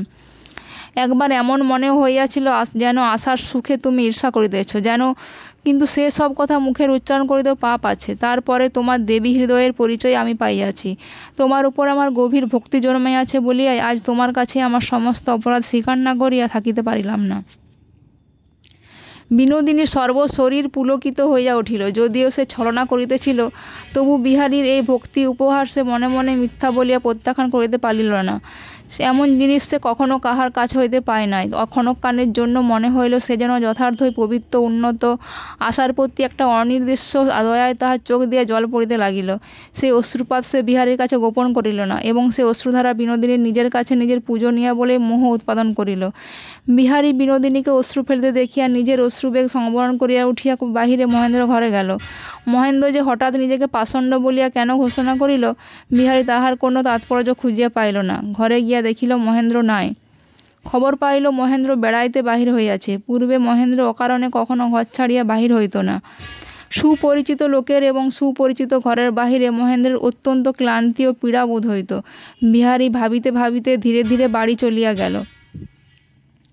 বিনোদিনী আশাকে নিয়ে নিজের শয়নঘরে আনিয়া বুকের কাছে টানিয়া দুই চক্ষু জলে ভরিয়া কহিল, ভাই চোখের বালি, আমি বড় হতভাগিনী, আমি বড় অলক্ষণা। আশা ব্যথিত হইয়া তাহাকে বাহুপাশে বেষ্টন করিয়া স্নেহাদ্য কণ্ঠে বলিল, কেন ভাই, অমন কথা কেন বলিতেছ? বিনোদিনী রোদনোচ্ছ্বসিত শিশুর মতো আশার বক্ষে মুখ রাখিয়া কহিল, আমি যেখানে থাকিব সেখানে কেবল মন্দই হইবে। দে ভাই, আমাকে ছাড়িয়া দে, আমি আমার জঙ্গলের মধ্যে চলিয়া যাই। আশা চিবুকে হাত দিয়া বিনোদিনীর মুখ তুলিয়া ধরিয়া কহিল, লক্ষ্মীটি ভাই, অমন কথা বলিস নে। তোকে ছাড়িয়া আমি থাকিতে পারিব না। আমাকে ছাড়িয়া যাইবার কথা কেন আজ তোর মনে পড়িল? মহেন্দ্র দেখা না পাইয়া বিহারী কোনো একটা ছুতায় পুনর্বার বিনোদিনীর ঘরে আসিয়া মহেন্দ্র ও আশার মধ্যবর্তী আশঙ্কার কথাটা আর একটু স্পষ্ট করিয়া শুনিবার জন্য উপস্থিত হইল। মহেন্দ্রকে পরদিন সকালে তাহাদের বাড়ি খাইতে যাইতে বলিবার জন্য বিনোদিনীকে অনুরোধ করিবার উপলক্ষ লইয়া সে উপস্থিত হইল। বিনোদ বৌঠান বলিয়া ডাকিয়া হঠাৎ কেরোসিনের উজ্জ্বল আলোক বাহির হইতেই আলিঙ্গনবদ্ধ ও সাশ্রুনেত্র দুই সখীকে দেখিয়া থমকে দাঁড়াইল। আশার হঠাৎ মনে হইল নিশ্চয়ই বিহারী তাহার চোখের বালিকে কোনো অন্যায় নিন্দা করিয়া কিছু বলিয়াছে, তাই সে আজ এমন করিয়া চলিয়া যাইবার কথা তুলিয়াছে। বিহারীবাবুর ভারী অন্যায়, উহার মন ভালো নয়। আশা বিরক্ত হইয়া বাহির হইয়া আসিল। বিহারী ও বিনোদিনীর প্রতি ভক্তির মাত্রা চড়াইয়া বিগলিত হৃদয়ে দ্রুত প্রস্থান করিল। সেদিন রাত্রে মহেন্দ্র আশাকে কহিল, চুনি, আমি কাল সকালে প্যাসেঞ্জারে কাশী চলিয়া যাইব। আশার বক্ষস্থল ধক করিয়া উঠিল। কহিল, কেন? মহেন্দ্র কহিল, কাকিমাকে অনেকদিন দেখি নাই। শুনিয়া আশা বড়ই লজ্জাবোধ করিল। এ কথা পূর্বেই তাহার মনে উদয় হওয়া উচিত ছিল। নিজের সুখ দুঃখের আকর্ষণে স্নেহময়ী মাসিমাকে সে যে ভুলিয়াছিল, অথচ মহেন্দ্র সেই প্রবাসী তপস্বিনীকে মনে করিয়াছে, ইহাতে নিজেকে কঠিন হৃদয়া বলিয়া বড়ই ধিক্কার জন্মিল। মহেন্দ্র কহিল, তিনি আমার হাতে তাহার সংসারের একমাত্র স্নেহের ধনকে সমর্পণ করিয়া দিয়া চলিয়া গেছেন। তাহাকে একবার না দেখিয়া আমি কিছুতেই সুস্থির হইতে পারিতেছি না। বলিতে বলিতে মহেন্দ্রর কণ্ঠ বাষ্পরুদ্ধ হইয়া আসিল। স্নেহপূর্ণ নীরব আশীর্বাদ ও অব্যক্ত মঙ্গল কামনার সহিত বারংবার সে আশার ললাট ও মস্তকের উপর দক্ষিণ করতল চালনা করিতে লাগিল। আশা এই অকস্মাৎ স্নেহাবেগের সম্পূর্ণ মর্ম বুঝিতে পারিল না। কেবল তাহার হৃদয় বিগলিত হইয়া অশ্রু পড়িতে লাগিল। আজ এই সন্ধ্যাবেলায় বিনোদিনী তাহাকে অকারণা স্নেহাদ্রি সহ্যে যেসব কথা বলিয়াছিল তাহা মনে পড়িল। উভয়ের মধ্যে কোথাও কোনো যোগ আছে কিনা তাহা সে কিছুই বুঝিল না, কিন্তু মনে হইল যেন ইহা তাহার জীবনের কিছু একটা সূচনা। ভালো কি মন্দ কে জানে। ভয় ব্যাকুল চিত্তে সে মহেন্দ্রকে বাহুপাশে বাধ্য করিল। মহেন্দ্র তাহা সে অকারণ আশঙ্কার আবেশ অনুভব করিতে পারিল। কহিল, চুনি, তোমার উপর তোমার পুণ্যবতী মাসিমার আশীর্বাদ আছে, তোমার কোনো ভয় নাই। তিনি তোমারই মঙ্গলের জন্য তাহার সমস্ত ত্যাগ করিয়া গেছেন। তোমার কখনো কোনো অকল্যাণ হইতে পারে না। আশা তখন দৃঢ়চিত্তে সমস্ত ভয় দূর করিয়া ফেলিল। স্বামীর এই আশীর্বাদ অক্ষয় কবচের মতো গ্রহণ করিল। সে মনে মনে বারংবার তাহার মাসিমার পবিত্র পদধূলি মাথায় তুলিয়া লইতে লাগিল এবং একাগ্র মনে কহিল, মা, তোমার আশীর্বাদ আমার স্বামীকে সর্বদা রক্ষা করুক। পরদিনে মহেন্দ্র চলিয়া গেল। বিনোদিনীকে কিছুই বলিয়া গেল না। বিনোদিনী মনে মনে কহিল, নিজে অন্যায় করা হইল, আবার আমার উপরে রাগ। এমন সাধু তো দেখি নাই, কিন্তু এমন সাধুত্ব বেশি দিন টেকে না। সংসার ত্যাগিনী অন্নপূর্ণা বহুদিন পরে হঠাৎ মহেন্দ্রকে আসিতে দেখিয়া যেমন স্নেহে আনন্দে আপ্লুত হইয়া গেলেন, তেমনি তাহার হঠাৎ ভয় হইল। বুঝিয়া আশাকে লইয়া মার সঙ্গে মহেন্দ্রের আবার কোনো বিরোধ ঘটিয়াছে এবং মহেন্দ্র তাহার কাছে নালিশ জানাইয়া সান্ত্বনা লাভ করিতে আসিয়াছে। মহেন্দ্র শিশুকাল হইতেই সকল প্রকার সংকট ও সন্তাপের সময় তাহার কাকির কাছে ছুটিয়া আসে। কাহার উপর রাগ করিলে অন্নপূর্ণা তাহার রাগ থামাইয়া দিয়াছেন, দুঃখ বোধ করিলে তাহা সহজে সহ্য করিতে উপদেশ দিয়াছেন। কিন্তু বিবাহের পর হইতে মহেন্দ্রের জীবনে সর্বাপেক্ষা যে সংকটের কারণ ঘটিয়াছে, তাহার প্রতিকার চেষ্টা দূরে থাক, কোনো প্রকার সান্ত্বনা পর্যন্ত তিনি দিতে অক্ষম। যে সম্বন্ধে যেভাবে যেমন করিয়া তিনি হস্তক্ষেপ করিবেন, তাহাতেই মহেন্দ্র সাংসারিক বিপ্লব আরও দ্বিগুণ বাড়িয়া উঠিবে। ইহাই যখন নিশ্চয়ই বুঝলেন, তখন তিনি সংসার ত্যাগ করিলেন। রুগণ শিশু যখন জল চাহিয়া কাঁদে এবং জল দেওয়া যখন কবিরাজের নিতান্ত নিষেধ, তখন পীড়িত চিত্তে মা যেমন অন্য ঘরে চলিয়া যান, অন্নপূর্ণা তেমনি করিয়া নিজেকে প্রবাসে লইয়া গেছেন। দূর তীর্থবাসে থাকিয়া ধর্মকর্মের নিয়মিত অনুষ্ঠানে এই কদিন সংসারটা অনেকটা ভুলিয়া গেছেন। মহেন্দ্র আবার সে কি সকল বিরোধের কথা তুলিয়া তাহার প্রচ্ছন্ন ক্ষতে আঘাত করিতে আসিয়াছে? কিন্তু মহেন্দ্র আশাকে লইয়া তার মার সম্বন্ধে কোনো নালিশের কথা তুলিল না। তখন অন্নপূর্ণার আশঙ্কা অন্য পথে গেল। যে মহেন্দ্র আশাকে ছাড়িয়া কালেজে যাইতে পারিত না, সে কাকির খোঁজ লইতে কাশিয়া আসে কেন? তবে কি আশার প্রতি মহেন্দ্র টান কমে ঢিলা হইয়া যাইতেছে? মহেন্দ্রকে কি তিনি কিছু আশঙ্কার সহিত জিজ্ঞাসা করিলেন, হ্যাঁ রে মহিন, আমার মাথা কাট, ঠিক করিয়া বল দেখি চুনি কেমন আছে? মহেন্দ্র কহিল, সে তো বেশ ভালো আছে কাকিমা। আজকাল সে কি করে মহিন? তোরা কি এখনও তেমনি ছেলে মানুষ আছিস, না কাজকর্মে ঘরকন্যায় মন দিয়াছিস? মহেন্দ্র কহিল, ছেলে মানুষই একেবারেই বন্ধ। সকল ঝঞ্ঝাটের মূল সেই চারু পাটখানা যে কোথায় অদৃশ্য হইয়াছে, তাহার আর সন্ধান পাইবার জো নাই। তুমি থাকিলে দেখিয়া খুশি হইতে। লেখাপড়া শেখায় অবহেলা করিয়া স্ত্রীলোকের পক্ষে যতদূর কর্তব্য, চুনি তাহা একান্ত মনে পালন করিতেছে। মহিন, বিহারে কি করিতেছে? মহেন্দ্র কহিল, নিজের কাজ ছাড়া আর সমস্তই করিতেছে। নায়েব গোমস্তার তাহার বিষয় সম্পত্তি দেখে, কি চক্ষে দেখে তাহা ঠিক বলিতে পারি না। বিহারীর চিরকালই দশা, তাহার নিজের কাজ পরে দেখে, পরের কাজ সে নিজে দেখে। অন্নপূর্ণা কহিলেন, সে কি বিবাহ করিবে না মহিন? মহেন্দ্র একটুখানি হাসিয়া কহিল, কই, কিছুমাত্র উদ্যোগ দেখিতে না। শুনিয়া অন্নপূর্ণার হৃদয়ে গোপন স্থানে একটা আঘাত পাইলেন। তিনি নিশ্চয়ই বুঝিতে পারিয়াছিলেন, তাহার বঞ্ঝিকে দেখিয়া একবার বিহারীর আগ্রহের সহিত বিবাহ করিতে উদ্যত হইয়াছিল।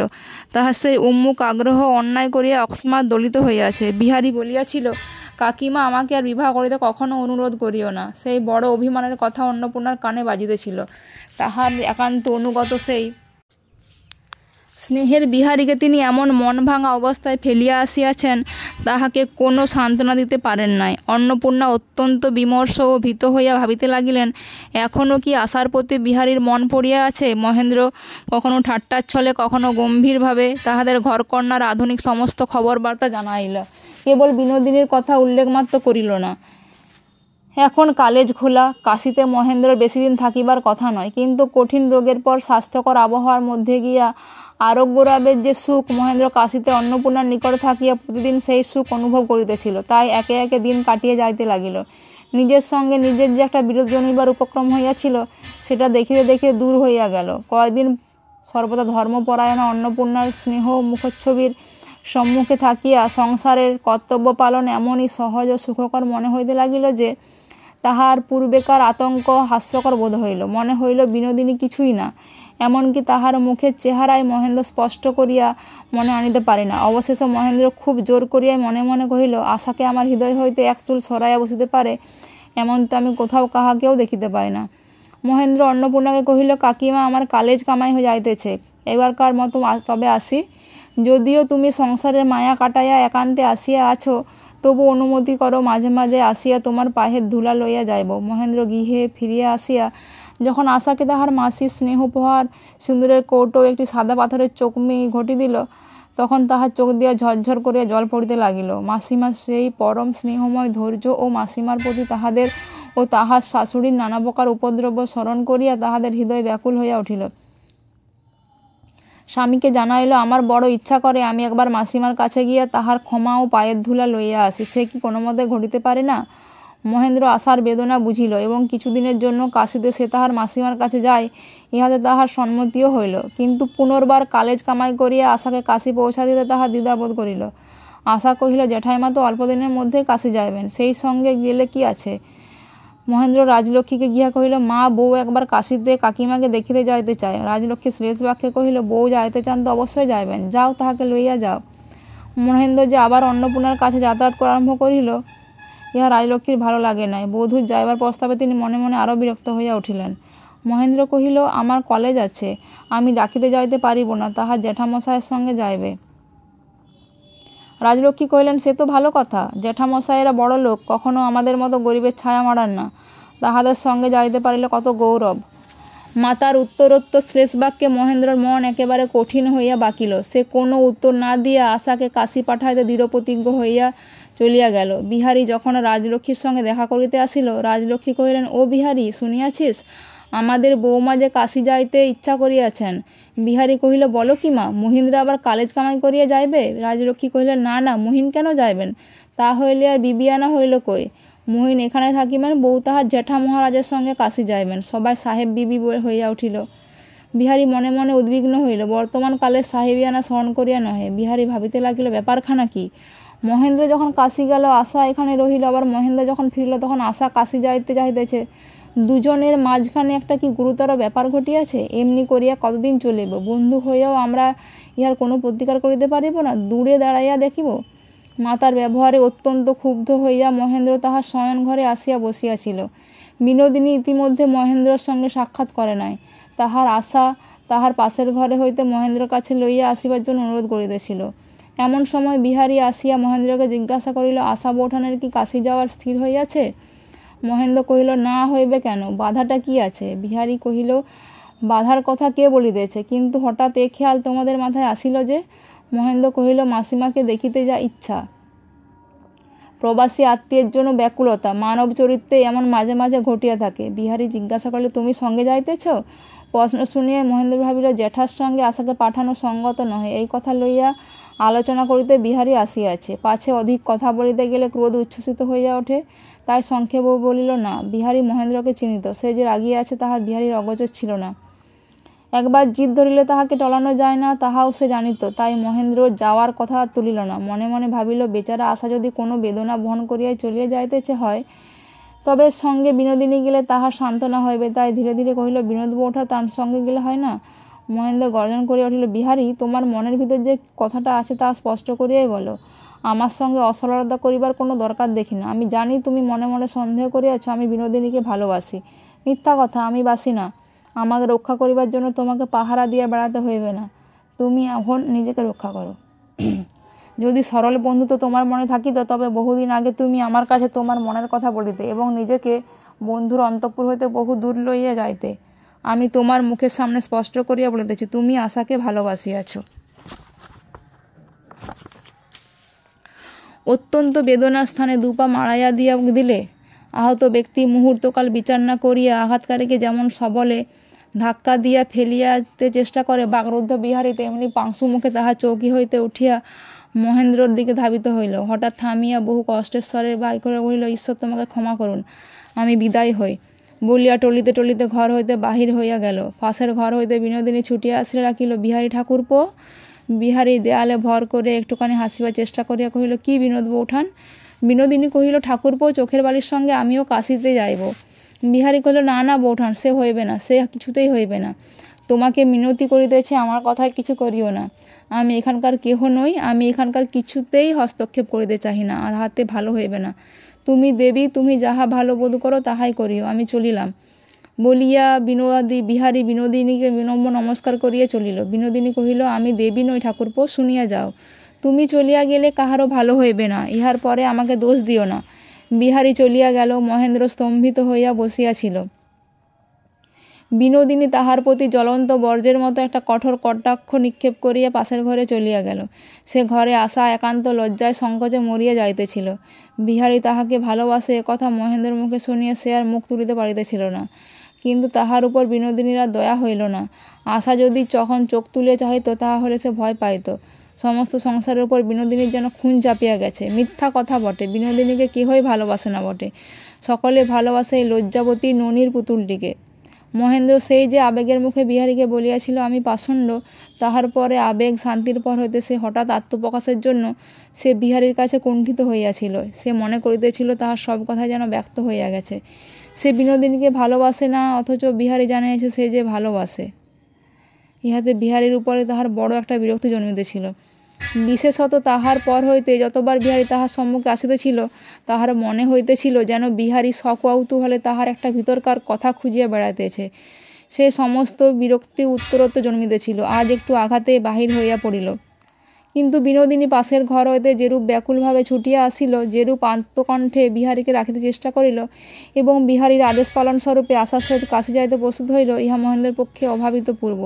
এই দৃশ্যটি মহেন্দ্রকে প্রবলে আঘাতে অভিভূত করিয়া দিল। সে বলিয়াছিল সে বিনোদিনীকে ভালোবাসে না, কিন্তু যাহা শুনিল যাহা দেখিল তাহা তাহাতে সুস্থির হইতে দিল না। তাহাকে চারিদিক হইতে বিচিত্র আকারে পীড়ন করিতে লাগিল, আর কেবলই নিষ্ফল পরিতাপের সহিত মনে হইতে লাগিল বিনোদিনী শুনিয়াছে আমি বলিয়াছে আমি তাহাকে ভালোবাসি না। মহেন্দ্র ভাবিতে লাগিল আমি বলিয়াছি মিথ্যা কথা, আমি বিনোদিনীকে ভালোবাসি না, অত্যন্ত কঠিন করিয়া বলিয়াছি। আমি যে তাহাকে ভালোবাসি তাহা নাই হইল, কিন্তু ভালোবাসি না এই কথাটা বড় কঠোর। এ কথায় আঘাত না পায় এমন স্ত্রীলোক কে আছে? ইহার প্রতিবাদ করিবার অবসর কবে কোথায় পাইব? ভালোবাসি এ কথা ঠিক বলা যায় না, কিন্তু ভালোবাসি না এই কথাটাকে একটু ফিকা করিয়া নরম করিয়া জানানো দরকার। বিনোদিনীর মনে এমন একটা নিষ্ঠুর অথচ ভুল সংস্কার থাকিতে দেওয়া অন্যায়। এই বলিয়া মহেন্দ্র তাহার বাক্সের মধ্যে হইতে আর একবার তাহার চিঠি তিনখানি পড়িল।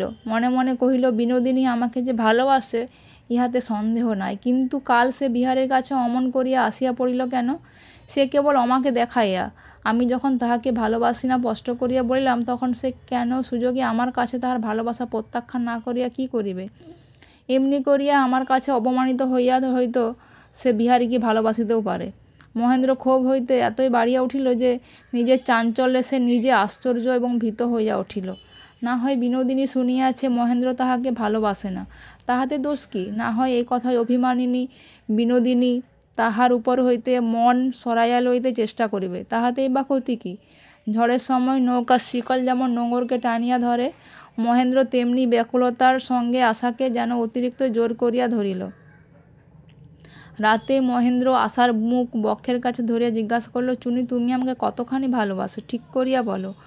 আশা ভাবিল এ কেমন প্রশ্ন? বিহারীকে লইয়া অত্যন্ত লজ্জাজনক যে কথাটা উঠিয়াছে তাহাতেই কি তাহার উপরে সংশয়ের ছায়া পড়িয়াছে? সে লজ্জায় মরিয়া গিয়া কহিল, ছি ছি, আজ তুমি এমন প্রশ্ন কেন করিলে?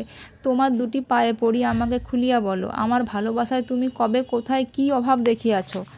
মহেন্দ্র আশাকে পীড়ন করিয়া তাহার মাধুর্য বাহির করিবার জন্য কহিল, তবে তুমি কাশী যাইতে চাইতেছ কেন? আশা কহিল, আমি কাশী যাইতে চাই না, আমি কোথাও যাইব না। মহেন্দ্র তখন তো চাহিয়াছিলে। আশা অত্যন্ত পীড়িত হইয়া কহিল, তুমি তো জানো কেন চাহিয়াছিলাম। মহেন্দ্র, আমাকে ছাড়িয়া তোমার মাসির কাছে বোধহয় বেশি সুখী থাকিতে। আশা কহিল, কখনো না, আমি সুখের জন্য যাইতে চাহি নাই। মহেন্দ্র কহিল, আমি সত্য বলিতেছি চুনি, তুমি আর কাহাকেও বিবাহ করিলে ঢের বেশি সুখী হইতে পারিতে। শুনিয়া আশা চকিতের মধ্যে মহেন্দ্র বক্ষ হইতে সরিয়া গিয়া বালিশে মুখ ঢাকিয়া কাঠের মতো আড়ষ্ট হইয়া রহিল। মুহূর্ত পরেই তাহার কান্না আর চাপা রহিল না। মহেন্দ্র তাহাকে সান্ত্বনা দিবার জন্য বক্ষে তুলিয়া লইবার চেষ্টা করিল। আশা বালিশ ছাড়িল না। পতিব্রতার এই অভিমানে মহেন্দ্র সুখে গর্বে ধিক্কারে ক্ষুব্ধ হইতে লাগিল। সে যেসব কথা ভিতরে ভিতরে আভাসে ছিল সেগুলো হঠাৎ স্পষ্ট হইয়া পরিস্ফুট হইয়া সকলেরই মনে একটা গোলমাল বাঁধাইয়া দিল। বিনোদিনী মনে মনে ভাবিতে লাগিল, অমন স্পষ্ট অভিযোগের বিরুদ্ধে বিহারী কেন কোনো প্রতিবাদ করিল না? যদি সে মিথ্যা প্রতিবাদও করিত তাহা হইলেও যেন বিনোদিনী একটু খুশি হইত। বেশ হইয়াছে, মহেন্দ্র বিহারীকে যে আঘাত করিয়াছে তাহা তাহার প্রাপ্যই ছিল। বিহারীর মতো অমন মহৎ লোক কেন আশাকে ভালোবাসিবে? এই আঘাতে বিহারী যে দূরে লইয়া গেছে সে যেন ভালোই হইয়াছে। বিনোদিনী যেন নিশ্চিন্ত হইল। কিন্তু বিহারীর এই মৃত্যু বানাহত রক্তহীন পাংশুমুখ বিনোদিনীকে সকল কর্মের মধ্যে যেন অনুসরণ করিয়া ফিরিল। বিনোদিনীর অন্তরে যে সেবা পরায়ণা নারী প্রকৃতি ছিল, সে সেই আর্ত মুখ দেখিয়া কাঁদিতে লাগিল। রুগন শিশুকে যেমন মাতা বুকের কাছে দোলাইয়া বেড়ায়, তেমনি সেই আতুর মূর্তিকে বিনোদিনী আপন হৃদয়ের মধ্যে রাখিয়া দোলাইতে লাগিল। তাহাকে সুস্থ করিয়া সেই মুখে আবার রক্তের রেখা, প্রাণের প্রবাহ, হাস্যের বিকাশ দেখিবার জন্য বিনোদিনীর একটা অধীর ঔৎসুক্য জন্মিল। 2-3 দিন সকল কর্মের মধ্যে এরূপ উন্মনা হইয়া ফিরিয়া বিনোদিনী আর থাকিতে পারিল না। বিনোদিনী একখানি সান্ত্বনার পত্র লিখিল, কহিল, ঠাকুরপো, আমি তোমার সেদিনকার সেই শুষ্ক মুখে দেখিয়া অবধি প্রাণের মনে কামনা করিতেছি তুমি সুস্থ হও, তুমি যেমন ছিলে তেমনটি হও। সেই সহজ হাসি আবার কবে দেখিব, সেই উদার কথা আবার কবে শুনিব। তুমি কেমন আছো, আমাকে একটি ছত্র লিখিয়া জানাও। তোমার বিনোদ বৌঠান। বিনোদিনী দারোয়ানের হাত দিয়া বিহারীর ঠিকানায় চিঠি পাঠাইয়া দিল। আশাকে বিহারী ভালোবাসে এ কথা যেন এমন রূঢ় করিয়া এমন গর্হিতভাবে মহেন্দ্র মুখে উচ্চারণ করিতে পারিবে, তাহা বিহারী স্বপ্নেও কল্পনা করে নাই। কারণ সে নিজেও এমন কথা স্পষ্ট করিয়া কখনো মনে স্থান দেয় নাই। প্রথমটা বর্জাহত হইল, তারপরে ক্রোধে ঘৃণায় ছটফট করিয়া বলিতে লাগিল, অন্যায়, অসঙ্গত, অমূলক। কিন্তু কথাটা যখন একবার উচ্চারিত হইয়াছে, তখন তাহাকে আর সম্পূর্ণ মারিয়া ফেলা যায় না। তাহার মধ্যে যেটুকু সত্যের বীজ ছিল, তাহা দেখিতে দেখিতে অঙ্কুরিত হইয়া উঠিতে লাগিল। কন্যা দেখিবার উপলক্ষে সেই যে একদিন সূর্যাস্তকালে বাগানের উচ্ছ্বসিত পুষ্পগন্ধ প্রভায় লজ্জিতা বালিকা সুকুমার মুখখানিকে সে নিতান্তই আপনার মনে করিয়া বিগলিত অনুরাগের সহিত একবার চাহিয়া দেখিয়াছিল, তাহাই বারবার মনে পড়িতে লাগিল এবং বুকের কাছে কি যেন চাপিয়া ধরিতে লাগিল এবং অত্যন্ত কঠিন বেদনা কণ্ঠের কাছে পর্যন্ত আড়ালিত হইয়া উঠিল। দীর্ঘ রাত্রি ছাদের উপর শুইয়া শুইয়া বাড়ির সম্মুখের পদে দ্রুত পদে পায়চারি করিতে করিতে যাহা এতদিন অব্যক্ত ছিল, তাহা বিহারীর মনে ব্যক্ত হইয়া উঠিল। যাহা সংযত ছিল, তাহা উদ্দাম হইল। নিজের কাছেও যাহার কোনো প্রমাণ ছিল না, মহেন্দ্রের বাক্যে তাহা বিরাট প্রাণ লইয়া বিহারীর অন্তর্বাহির ব্যক্ত করিয়া দিল। তখন সে নিজেকে অপরাধী বলিয়া বুঝিল। মনে মনে কহিল, আমার তো আর রাগ করা শোভা পায় না। মহেন্দ্রের কাছে তো ক্ষমা প্রার্থনা করিয়া বিদায় লইতে হইবে। সেদিন এমনভাবে চলিয়া আসিয়াছিলাম যেন মহেন্দ্র দোষী, আমি বিচারক। সে অন্যায় স্বীকার করিয়া আসিব। বিহারী জানিত আশা কাশী চলিয়া গেছে। একদিন সে সন্ধ্যার সময় ধীরে ধীরে মহেন্দ্র দ্বারের সম্মুখে আসিয়া উপস্থিত হইল। রাজলক্ষ্মীর দূর সম্পর্কের মামা সাধুচরণকে দেখিয়া জিজ্ঞাসা করিল, সাদ্দা, কদিন আসিতে পারি নাই, এখানকার সব খবর ভালো? সাধুচরণ সকলের কুশল জানাইল। বিহারী জিজ্ঞাসা করিল, বৌঠান কাশীতে কবে গেলেন? সাধুচরণ কহিল, তিনি যান নাই, তাহার কাশী যাওয়া হইবে না। শুনিয়া কিছু না মানিয়া অন্তঃপুরে যাইবার জন্য বিহারীর মন ছুটিল। পূর্বে যেমন সহজে, যেমন আনন্দে আত্মীয়ের মতো সে পরিচিত সিঁড়িবাহির ভিতরে যাইত, সকলের সঙ্গে স্নিগ্ধ কৌতুকের সহিত ভাষ্যালাপ করিয়া আসিত, কিছুই মনে হইত না। আজ তাহা অবিহিত, তাহা দুর্লভ জানিয়াই তাহার চিত্ত যেন উন্মত্ত হইল। আর একটিবার, কেবল শেষবার তেমনি করিয়া ভিতরে গিয়া ঘরের ছেলের মতো রাজলক্ষ্মীর সহিত কথা সারিয়া একবার ঘোমটাবৃত আশাকে বৌঠান বলিয়া দুটো তুচ্ছ কথা কহিয়া আশা তাহার কাছে পরম আকাঙ্ক্ষার বিষয় হইয়া উঠিল। সাধুচরণ কহিল, ভাই, অন্ধকারে দাঁড়াইলে রহিলে যে, ভিতরে চলো। শুনিয়া বিহারী দ্রুতবেগে ভিতরের দিকে কয়েক পদ অগ্রসর হইয়াই ফিরিয়া সাধুকে বলিল, যাই, একটা কাজ আছে, বলিয়া তাড়াতাড়ি প্রস্থান করিল। সেই রাত্রে বিহারী পশ্চিমায় চলিয়া গেল। দারোয়ান বিনোদিনীর চিঠি লইয়া বিহারীকে না পাইয়া চিঠি ফিরাইয়া লইয়া আসিল। মহেন্দ্র তখন দেউড়ির সম্মুখে ছোট বাগানটিতে বেড়াইতেছিল। জিজ্ঞাসা করিল, এ কাহার চিঠি? দরোয়ান সমস্ত বলিল। মহেন্দ্র চিঠিখানি নিজে লইল। একবার সে ভাবিল চিঠিখানা লইয়া বিনোদিনীর হাতে দিবে। অপরাধিনী বিনোদিনীর লজ্জিত মুখ একবার সে দেখিয়া আসিবে, কোনো কথা বলিবে না। এই চিঠির মধ্যে বিনোদিনীর লজ্জার কারণ যে আছে, এই মহেন্দ্রের মনে তাহাতে কোনো সন্দেহ ছিল না। মনে পড়িল, পূর্বেও আর একদিন বিহারীর নামে এমনি একখানা চিঠি গিয়াছিল। চিঠিতে কি লেখা আছে এ কথা না জানিয়া মহেন্দ্র কিছুতেই স্থির থাকিতে পারিল না। সে মনকে বুঝাইল, বিনোদিনী তাহার অভিভাবকতায় আছে, বিনোদিনীর ভালো মন্দের জন্য সে দায়ী, অতএব এরূপ সন্দেহজনক পত্র খুলিয়া দেখায় তাহার কর্তব্য। বিনোদিনীকে বিপথে যাইতে দেওয়া কোনো মতেই হইতে পারে না। মহেন্দ্র ছোট চিঠিখানা খুলিয়া পড়িল। তাহা সরল ভাষায় লেখা, সেই জন্য অকৃত্রিম উদ্বেগ তাহার মধ্য হইতে পরিষ্কার প্রকাশ পাইয়াছে। চিঠিখানা পুনঃ পুনঃ পাঠ করিয়া এবং অনেক চিন্তা করিয়া মহেন্দ্র ভাবিয়া উঠিতে পারিল না, বিনোদিনীর মনের গতি কোন দিকে। তাহার কেবলই আশঙ্কা হইতে লাগিল, আমি যে তাহাকে ভালোবাসি না বলিয়া অপমান করিয়াছি, সেই অভিমানে বিনোদিনী অন্যদিকে মন দেওয়ার চেষ্টা করিতেছে। রাগ করিয়া আমার আশা সে একেবারে ছাড়িয়া দিয়াছে। এ কথা মনে করিয়া মহেন্দ্র ধৈর্য রক্ষা করা একেবারে অসম্ভব হইয়া উঠিল। যে বিনোদিনী তাহার নিকট আত্মসমর্পণ করিয়া আসিয়াছিল, সে যে মুহূর্তকালের মূঢ়তায় সম্পূর্ণ তাহার অধিকারচ্যুত হইয়া যাবে, সেই সম্ভাবনায় মহেন্দ্র স্থির থাকিতে দিল না। মহেন্দ্র ভাবিল, বিনোদিনী আমাকে যদি মনে মনে ভালোবাসে, তাহা বিনোদিনীর পক্ষে মঙ্গলকর। এক জায়গায় সে বদ্ধ হইয়া থাকিবে। আমি নিজের মন জানি, আমি তো তাহার প্রতি কখনোই অন্যায় করিব না। সে আমাকে নিরাপদে ভালোবাসিতে পারে। আমি আশাকে ভালোবাসি, আমার দ্বারা তাহার কোনো ভয় নাই। কিন্তু সে যদি অন্য কোনো দিকে মন দেয়, তবে তাহার কি সর্বনাশ হইতে পারে কে জানে। মহেন্দ্র স্থির করিল, নিজেকে ধরা না দিয়া বিনোদিনীর মন কোনো অবকাশে আর একবার ফেরাইতেই হইবে। মহেন্দ্র অন্তঃপুরে প্রবেশ করিতে দেখিল, বিনোদিনী পথের মধ্যেই যেন কাহার জন্য উৎকণ্ঠিত হইয়া প্রতীক্ষা করিতেছে। অমনি মহেন্দ্রের মনে চকিতের মতো বিদেশ জ্বলিয়া উঠিল। কহিল, ওগো মিথ্যা দাঁড়াইয়া আছো, দেখা পাইবে না? এই তোমার চিঠি ফিরিয়া আসিয়াছে, বলিয়া চিঠিখানা ফেলিয়া দিল। বিনোদিনী কহিল, খোলা যে? মহেন্দ্র তাহার জবাব না দিয়াই চলিয়া গেল। বিহারীর চিঠি খুলিয়া পড়িবা কোনো উত্তর না দিয়া চিঠি ফেরত পাঠাইয়াছে মনে করিয়া বিনোদিনীর সর্বাঙ্গে সমস্ত শিরা দপদপ করিতে লাগিল।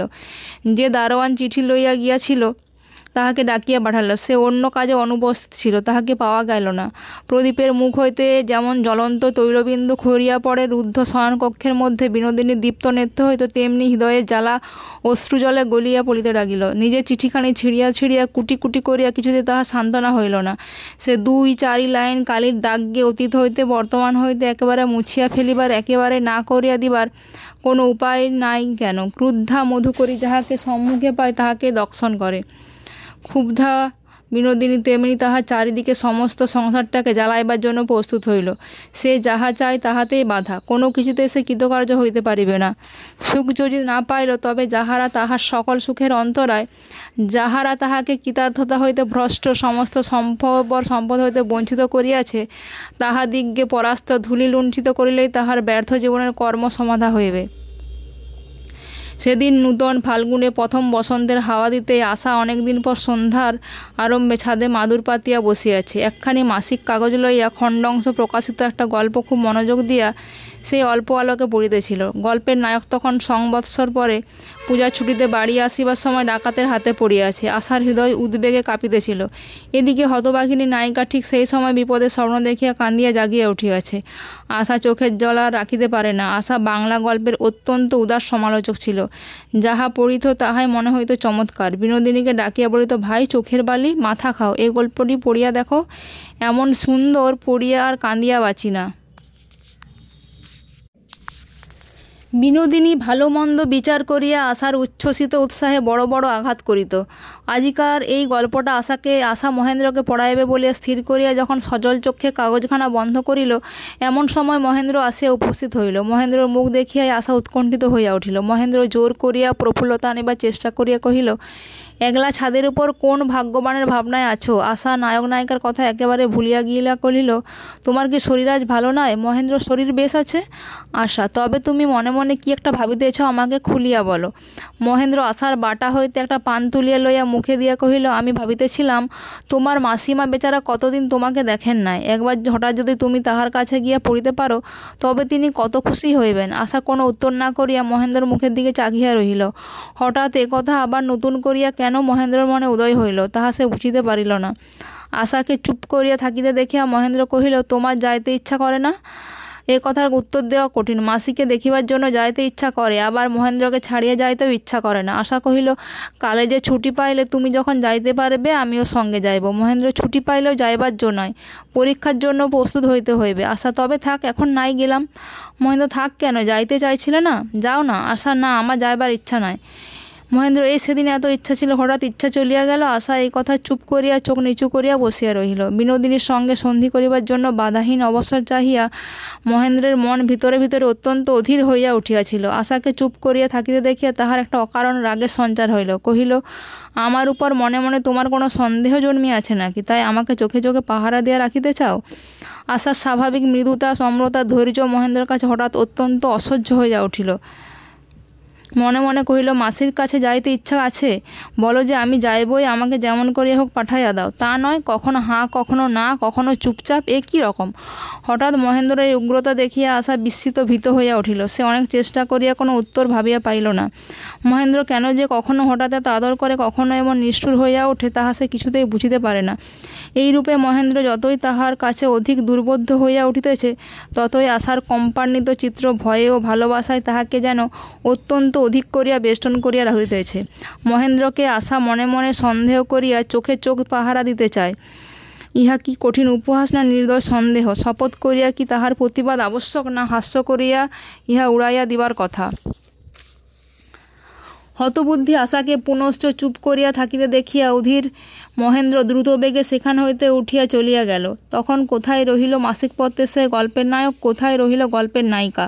সূর্যাস্তের আভা অন্ধকারে মিশিয়া গেল। সন্ধ্যারম্ভের ক্ষণিক বসন্তের বাতাস গিয়া শীতের হাওয়া দিতে লাগিল। তখনও আশা সেই মাদুরের উপরই লুণ্ঠিত হইয়া পড়িয়া রহিল। অনেক রাত্রে আশা শয়নঘরে গিয়া দেখিল মহেন্দ্র তাহাকে না ডাকিয়াই শুইয়া পড়িয়াছে। তখনই আশার মনে হইল স্নেহময়ী মাসির প্রতি তাহার উদাসীনতা কল্পনা করিয়া মহেন্দ্র তাহাকে মনে মনে ঘৃণা করিতেছে। বিছানার মধ্যে ঢুকিয়াই আশা মহেন্দ্র দুই পা জড়িয়া তাহার পায়ের উপর মুখ রাখিয়া কহিল। তখন মহেন্দ্র করুণায় বিচলিত হইয়া তাহাকে টানিয়া লইবার চেষ্টা করিল। আশা কিছুতেই উঠিল না। সে কহিল, আমি যদি কোনো দোষ করিয়া থাকি আমাকে মাপ করো। মহেন্দ্র আর্দ্রচিত্তে কহিল, তোমার কোনো দোষ নাই চুনি, আমি নিতান্ত পাষণ্ড, তাই তোমাকে অকারণে আঘাত করিয়াছি। তখন মহেন্দ্র দুই পা অভিষিক্ত করিয়া আশার অশ্রু ঝরিয়া পড়িতে লাগিল। মহেন্দ্র উঠিয়া বসিয়া তাহাকে দুই বাহুতে তুলিয়া আপনার পাশে শোয়াইল। আশার বেদন বেগ থামিয়ে সে কহিল, মাসিকে কি আমার দেখিতে ইচ্ছা করে না? কিন্তু তোমাকে ফেলিয়া আমার যাইতে মন সরে না, তাই আমি যাইতে চাই না, তুমি রাগ করিও না। মহেন্দ্র ধীরে ধীরে আশার আর্দ্র কপল মুছাইতে মুছাইতে কহিল, এ কি রাগ করিবার কথা চুনি? আমাকে ছাড়িয়া যাইতে পারো না, সে লইয়া আমি রাগ করিব? তোমাকেও কোথাও যাইতে হইবে না। আশা কহিল, না, আমি কাশী যাইব। মহেন্দ্র, কেন? তোমাকে মনে মনে সন্দেহ করিয়া যাইতেছি না, এ কথা যখন একবার তোমার মুখ দিয়ে বাহির হইয়াছে, তখন আমাকে কিছুদিনের জন্যও যাইতে হইবে। মহেন্দ্র, আমি পাপ করিলাম, তাহার প্রায়শ্চিত্ত তোমাকে করিতে হইবে? আশা, তাহা আমি জানি না, কিন্তু পাপ আমার কোনোখানে হইয়াছে, নহিলে এমন সকল অসম্ভব কথা উঠিতেই পারিত না। সেসব কথা আমি স্বপ্নেও ভাবিতে পারিতাম না। সেসব কথা কেন শুনিতে হইতেছে? মহেন্দ্র, তাহার কারণ আমি যে কি মন্দ লোক তাহা তোমার স্বপ্নেও অগোচর। আশা ব্যস্ত হইয়া উঠিল, আবার ও কথা বলিও না, কিন্তু এবার আমি কাশী যাইবই। মহেন্দ্র হাসিয়া কহিল, আচ্ছা যাও, কিন্তু তোমার চোখের আড়ালে আমি যদি নষ্ট হইয়া যাই তাহা হইলে কি হইবে? আশা কহিল, তোমার অত ভয় দেখাইতে হইবে না, আমি কিনা ভাবিয়া অস্থির হইতেছি। মহেন্দ্র, কিন্তু ভাবা উচিত, তোমার এমন স্বামীটিকে যদি অসাবধানে বিগড়াইতে দাও, তবে এরপরে কাহাকে দোষ দিবে? আশা, তোমাকে দোষ দিব না, সেই জন্যই তুমি ভাবিও না। তখন নিজের দোষ স্বীকার করিবে? আশা, 100 বার।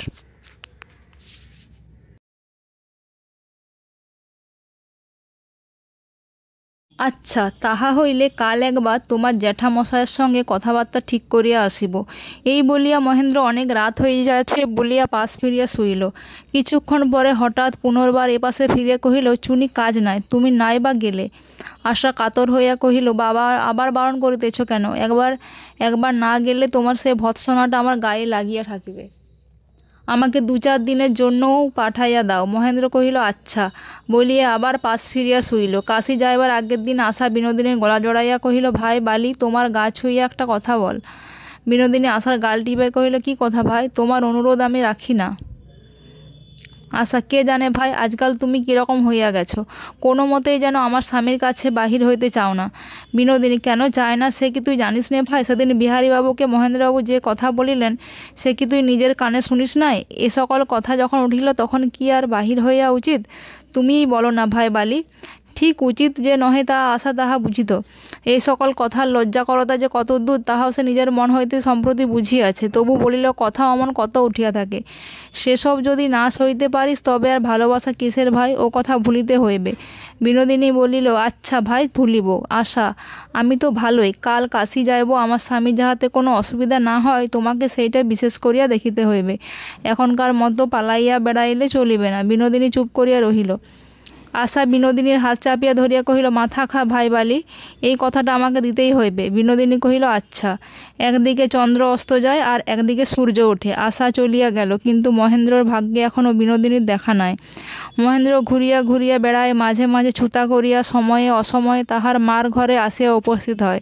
বিনোদিনী কেবলই ফাঁকি দিয়া পালায়, ধরা দেয় না। রাজলক্ষ্মী মহেন্দ্রর এইরূপ অত্যন্ত শূন্য ভাব দেখিয়া ভাবিলেন, বউ গিয়াছে, তাই এ বাড়িতে মহেন্দ্রের কিছুই আর ভালো লাগিতেছে না। আজকাল মহেন্দ্রর সুখ দুঃখের পক্ষে মা যে বইয়ের তুলনায় একান্ত অনাবশ্যক হইয়া পড়িয়াছে তাহা মনে করিয়া তাহাকে বিধিল। তবু মহেন্দ্রর এই লক্ষ্মী ছাড়া বিমর্ষ ভাব দেখিয়া তিনি বেদনা পাইলেন। বিনোদিনীকে ডাকিয়া বলিলেন, এই সেই ইনফ্লুয়েঞ্জার পর হইতে আমার হাঁপানির মতো হইয়াছে। আমি তো আজকাল সিঁড়ি ভাঙিয়া ঘন ঘন উপরে যাইতে পারি না। তোমাকে বাছা নিজে থাকিয়া মহিনের খাওয়া দাওয়ার ও সমস্তই দেখিতে হইবে।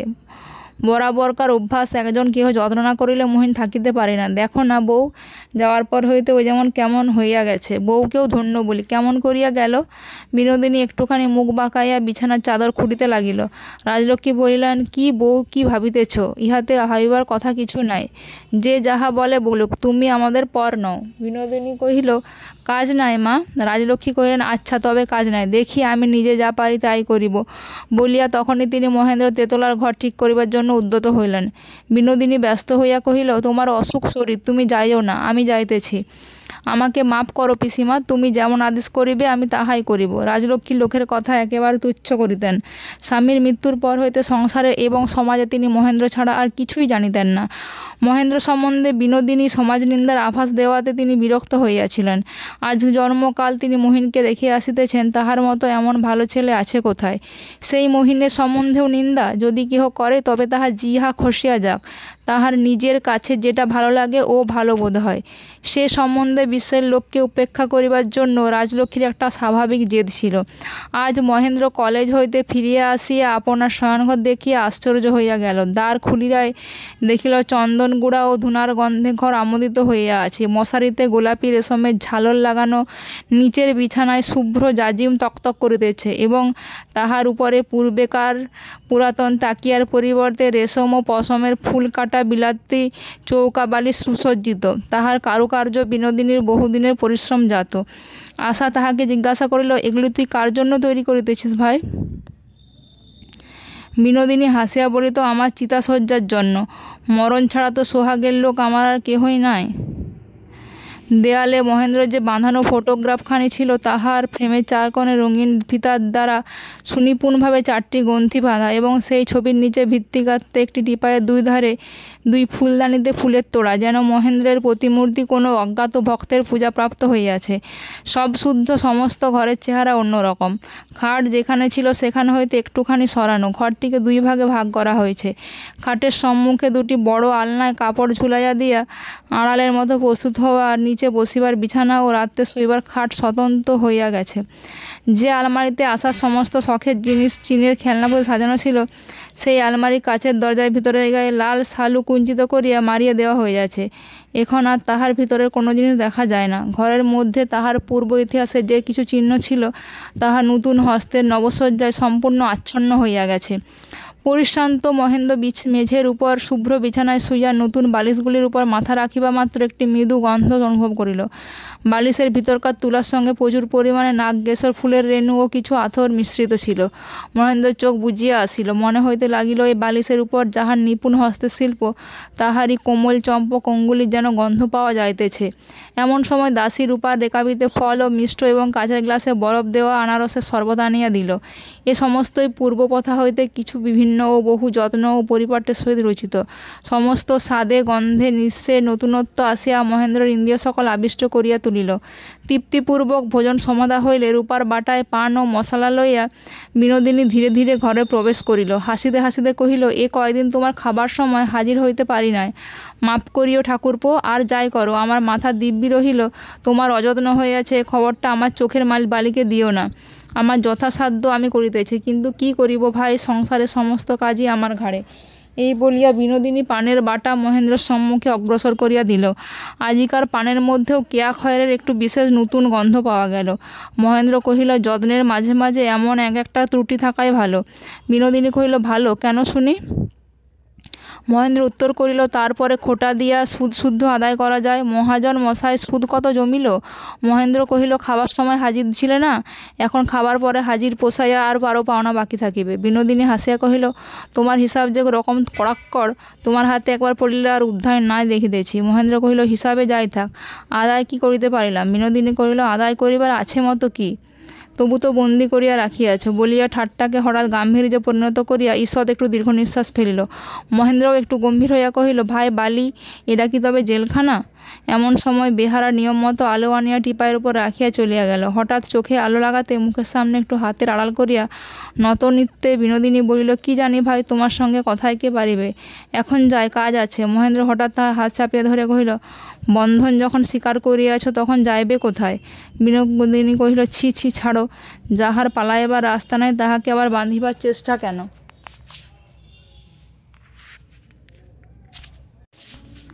বিনোদিনী জোর করিয়া হাত ছাড়াইয়া লইয়া প্রস্থান করিল। মহেন্দ্র সেই বিছানার সুগন্ধ বালিশের উপর পড়িয়া রহিল। তাহার বুকের মধ্যে রক্ত তোলপাড় করিতে লাগিল। নিস্তব্ধ সন্ধ্যা, নির্জন ঘর, নব বসন্তের বাতাস দিতেছে। বিনোদিনীর মন যেন ধরা দিল দিল। উন্মাদ মহেন্দ্র আপনাকে আর ধরিয়া রাখিতে পারিবে না এমনই বোধ করিল। তাড়াতাড়ি আলো নিভাইয়া ঘরের প্রবেশদ্বার বন্ধ করিল। তাহার উপর শাসি আটিয়া দিল। এমন সময় না হইতে বিছানার মধ্যে গিয়া শুইয়া পড়িল। এও তো পুরাতন বিছানা নহে, 4-5খানা তোষকের শয্যাতল পূর্বের চেয়ে অনেক নরম। আবার একটি গন্ধ, সে অগরুর কি খসখসের কি কিসে সেটা বোঝা গেল না। মহেন্দ্র অনেকবার এপাশ ওপাশ করিতে লাগিল। কোথায় যেন পুরাতনের কোনো একটা নিদর্শন খুঁজিয়া পাইয়া তাহা আঁকড়াইবার ধরিবার চেষ্টা, কিন্তু কিছুই হাতে ঠেকিল না। রাত্রি 9টার সময় রুদ্ধদ্বারে ঘা পড়িল। বিনোদিনী বাহির হইতে কহিল, ঠাকুরপো, তোমার খাবার আসিয়াছে, দুয়ার খোলো। তখনই দ্বার খুলিবার জন্য মহেন্দ্র ধড়ফড় করিয়া উঠিয়া শাসির অর্গলে হাত লাগাইল, কিন্তু খুলিল না। মেঝের উপর হইয়া লুটিয়া কহিল, না না, আমার ক্ষুধা নয়, আমি খাইব না। বাহির হইতে উদ্বিগ্ন কণ্ঠে প্রশ্ন শোনা গেল, অসুখ করেনি তো? জল আনিয়া দিব? কিছু চাই কি? মহেন্দ্র কহিল, আমার কিছুই চাই না, কোনো প্রয়োজন নেই। বিনোদিনী কহিল, মাথা খাও, আমার কাছে ভাড়াইও না। আচ্ছা, অসুখ না থাকে তো একবার দরজা খোলো। মহেন্দ্র সবেগে বলিয়া উঠিল, না, খুলিব না, কিছুতেই না, তুমি যাও।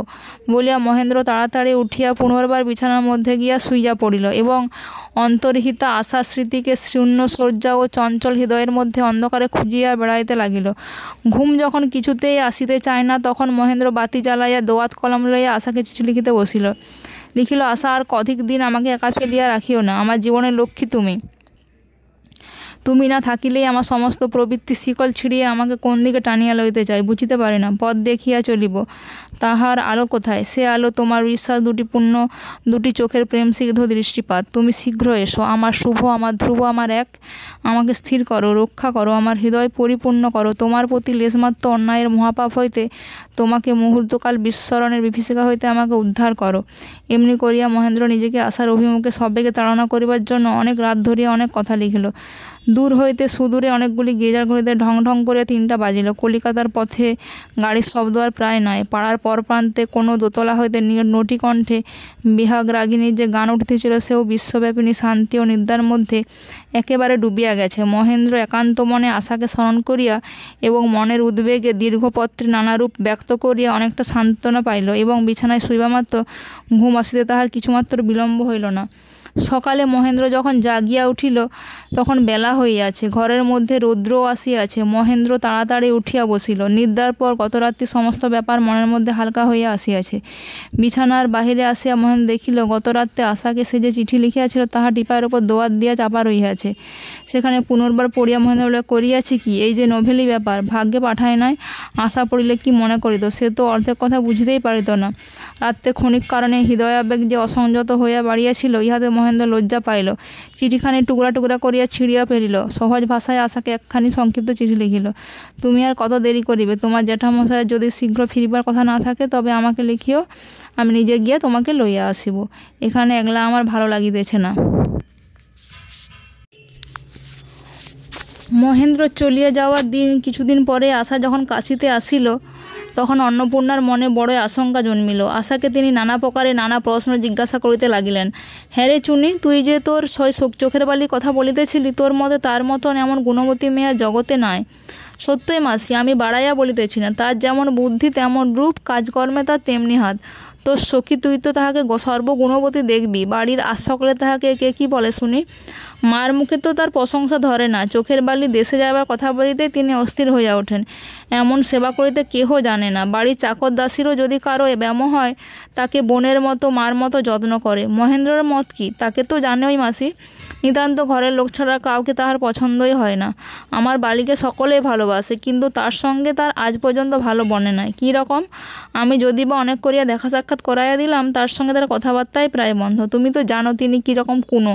লোকে মনে করেন তিনি অহংকারী, কিন্তু তা নয় মাসি, তিনি দুই একটি লোক ছাড়া কাহাকে সহ্য করিতে পারেন না। শেষ কথাটা বলিয়া ফেলিয়া হঠাৎ আশার লজ্জাবোধ হইল, গাল দুটি লাল হইয়া উঠিল। অন্নপূর্ণা খুশি হইয়া মনে মনে ভাসিলেন, কহিলেন, তাই বটে, সেদিন মহিন যখন আসিয়াছিল তোর বালির কথা একবারও মুখে আনে নাই। আশা দুঃখিত হইয়া কহিল, ওই তার দোষ, যাকে ভালোবাসেন না সে যেন একেবারে নাই, তাকে যেন একদিনও দেখেন নাই, জানেন না, এমনি তার ভাব। অন্নপূর্ণা স্নান্ত স্নিগ্ধ হাস্যে কহিলেন, আবার যাকে ভালোবাসেন মহিন যেন জন্ম জন্মান্তর কেবল তাকেই দেখেন এবং জানেন, এ ভাবও তার আছে। কি বলিস চুনি? আশা তাহার কোনো উত্তর না করিয়া চোখ নিচু করিয়া হাসিল। অন্নপূর্ণা জিজ্ঞাসা করিলেন, চুনি, বিহারী কি খবর বল দেখি, সে কি বিবাহ করিবে না? মুহূর্তের মধ্যে আশার মুখ গম্ভীর হইয়া গেল। সে কি উত্তর দিবে ভাবিয়া পাইল না। আশা নিরুত্তর ভাবে অত্যন্ত ভয় পাইয়া অন্নপূর্ণা বলিয়া উঠিলেন, সত্য বল চুনি, বিহারীর অসুখ বিসুখ কিছু হয়নি তো? বিহারী এই চিরপুত্রহীনা রমণীর স্নেহ সিংহাসনে পুত্রের মানস আদর্শরূপে বিরাজ করিত। বিহারীকে তিনি সংসারে প্রতিষ্ঠিত দেখিতে আসিয়া পারেন নাই, এবং এই দুঃখ প্রবাসে আসিয়া প্রতিদিন তাহার মনে জাগিত। তাহার ক্ষুদ্র সংসারের আর সমস্ত এক প্রকার সম্পূর্ণ হইয়াছে। কেবল বিহারীর সেই গৃহহীন অবস্থা স্মরণ করিয়া তাহার পরিপূর্ণ বৈরাগ্য চর্চার ব্যাঘাত ঘটে। আশা কহিল, মাসি, বিহারী ঠাকুরপোর কথা আমাকে জিজ্ঞাসা করিও না। অন্নপূর্ণা আশ্চর্য হইয়া জিজ্ঞাসা করিলেন, কেন বল দেখি? আশা কহিল, সে আমি বলিতে পারিব না, বলিয়া ঘর হইতে উঠিয়া গেল। অন্নপূর্ণা চুপ করিয়া বসিয়া ভাবিতে লাগিলেন, অমন সোনার ছেলে বিহারী, এর মধ্যে তাহার কি এতই বদল হইয়াছে যে চুনি আজ তাহার নাম শুনিয়া উঠিয়া যায়? অদৃষ্টেরই খেলা। কেন তাহার সহিত চুনির বিবাহের কথা হইল? কেনই বা মহেন্দ্র তাহার হাতের কাছ হইতে চুনিকে কাড়িয়া লইল? অনেক দিন পরে আজ আবার অন্নপূর্ণা চোখ দিয়া জল পড়িল। মনে মনে তিনি কহিলেন, আহা, আমার বিহারী যদি এমন কিছু করিয়া থাকে, আমার বিহারীর যোগ্য নহে, তবে সে তাহা অনেক দুঃখ পাইয়াছে, করিয়াছে, সহজে করে নাই। বিহারীর সেই দুঃখের পরিমাণ কল্পনা করিয়া অন্নপূর্ণার বক্ষ ব্যথিত হইয়া আসিল।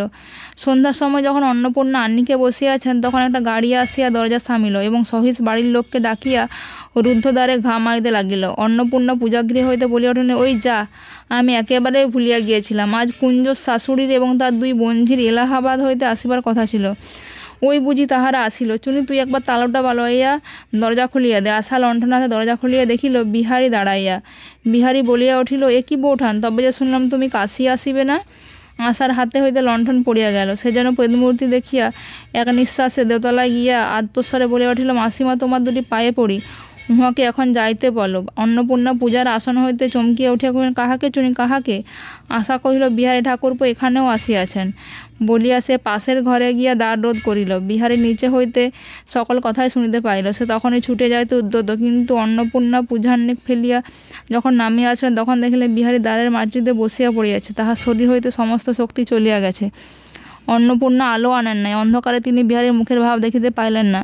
বিহারীও তাহাকে দেখিতে পাইল না। অন্নপূর্ণা কহিলেন, বিহারী, হাই, সেই চিরদিনের স্নেহ সুধা সিক্ত কণ্ঠস্বর কোথায়? এই কণ্ঠের মধ্যে যেন কঠিন বিচারের বজ্রধ্বনি প্রচ্ছন্ন হইয়া আছে। জননী অন্নপূর্ণা সংহার খড়গ তুলিলে কার পরে? ভাগ্যহীন বিহারী যে আজ অন্ধকারে তোমার মঙ্গল চরণাশ্রয়ে মাথা রাখিতে আসিয়াছিল। বিহারীর অবশ শরীর আপাদমস্তক বিদ্যুতের আঘাত চকিত হইয়া উঠিল। কহিল, কাকিমা, আর নয়, আর একটি কথাও বলিল না, আমি চলিলাম। বলিয়া বিহারী ভূমিতে মাথা রাখিয়া প্রণাম করিল। অন্নপূর্ণার পাও স্পর্শ করিল না।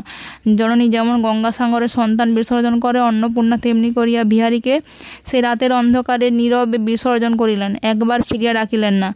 গাড়ি বিহারীকে লইয়া দেখিতে দেখিতে অদৃশ্য হইয়া গেল। সেই রাতে আশা মহেন্দ্রকে চিঠি লিখিল, বিহারী ঠাকুরপো হঠাৎ আজ সন্ধ্যাবেলা এখানে আসিয়াছিলেন।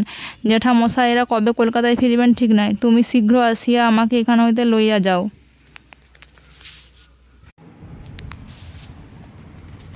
সেদিন রাত্রি জাগরণ ও প্রবল আবেগের পর সকালবেলায় মহেন্দ্রর শরীর মনে একটা অবসাদ উপস্থিত হইয়াছিল। তখন ফাল্গুনের মাঝামাঝি গরম পড়িয়া আরম্ভ করিয়াছে। মহেন্দ্র অন্যদিন সকালে তাহার শয়নগৃহের কোণে টেবিলে বই লইয়া বসিত, আজ নিচের বিছানায় তাকিয়া হেলান দিয়া পড়িল। বেলা হইয়া যায়, স্নানে গেল না। রাস্তা দিয়া ফেরিওয়ালা হাঁকিয়া যাইতেছে, পথে আপিসের গাড়ির শব্দের বিরাম নাই। প্রতিবেশীর নতুন বাড়ি তৈরি হইতেছে, মিস্ত্রি কন্যারা তাহার ছাদ পিটিবার তালে তালে সমস্বরে একঘেয়ে গান ধরিল। ঈষৎ তপ্ত দক্ষিণের হাওয়ায় মহেন্দ্রর পীড়িত স্নায়ুজাল শিথিল হইয়া আসিয়াছে। কোনো কঠিন পণ দুরূহ চেষ্টা মানস সংগ্রাম আজিকারে হাল ছাড়া গা ঢালা বসন্তের দিনের উপযুক্ত নহে। ঠাকুরপো, তোমার আজ হলো কি? স্নান করিবে না? এদিকে খাবার যে প্রস্তুত। ও কি ভাই, শুইয়া যে? অসুখ করিয়াছে? মাথা ধরিয়াছে? বলিয়া বিনোদিনী কাছে আসিয়া মহেন্দ্রের কপালে হাত দিল। মহেন্দ্র অর্ধেক চোখ বুঝিয়া জড়িত কণ্ঠে বলিল, আজ শরীরটা তেমন ভালো নয়, আজ আর স্নান করিব না। বিনোদিনী কহিল, স্নান না করো তো দুটিখানি খাইয়া লও। বলিয়া পীড়াপিড়ি করিয়া মহেন্দ্রকে ভোজনস্থানে লইয়া গেল এবং উৎকণ্ঠিত যত্নের সহিত অনুরোধ করিয়া আহার করাইল।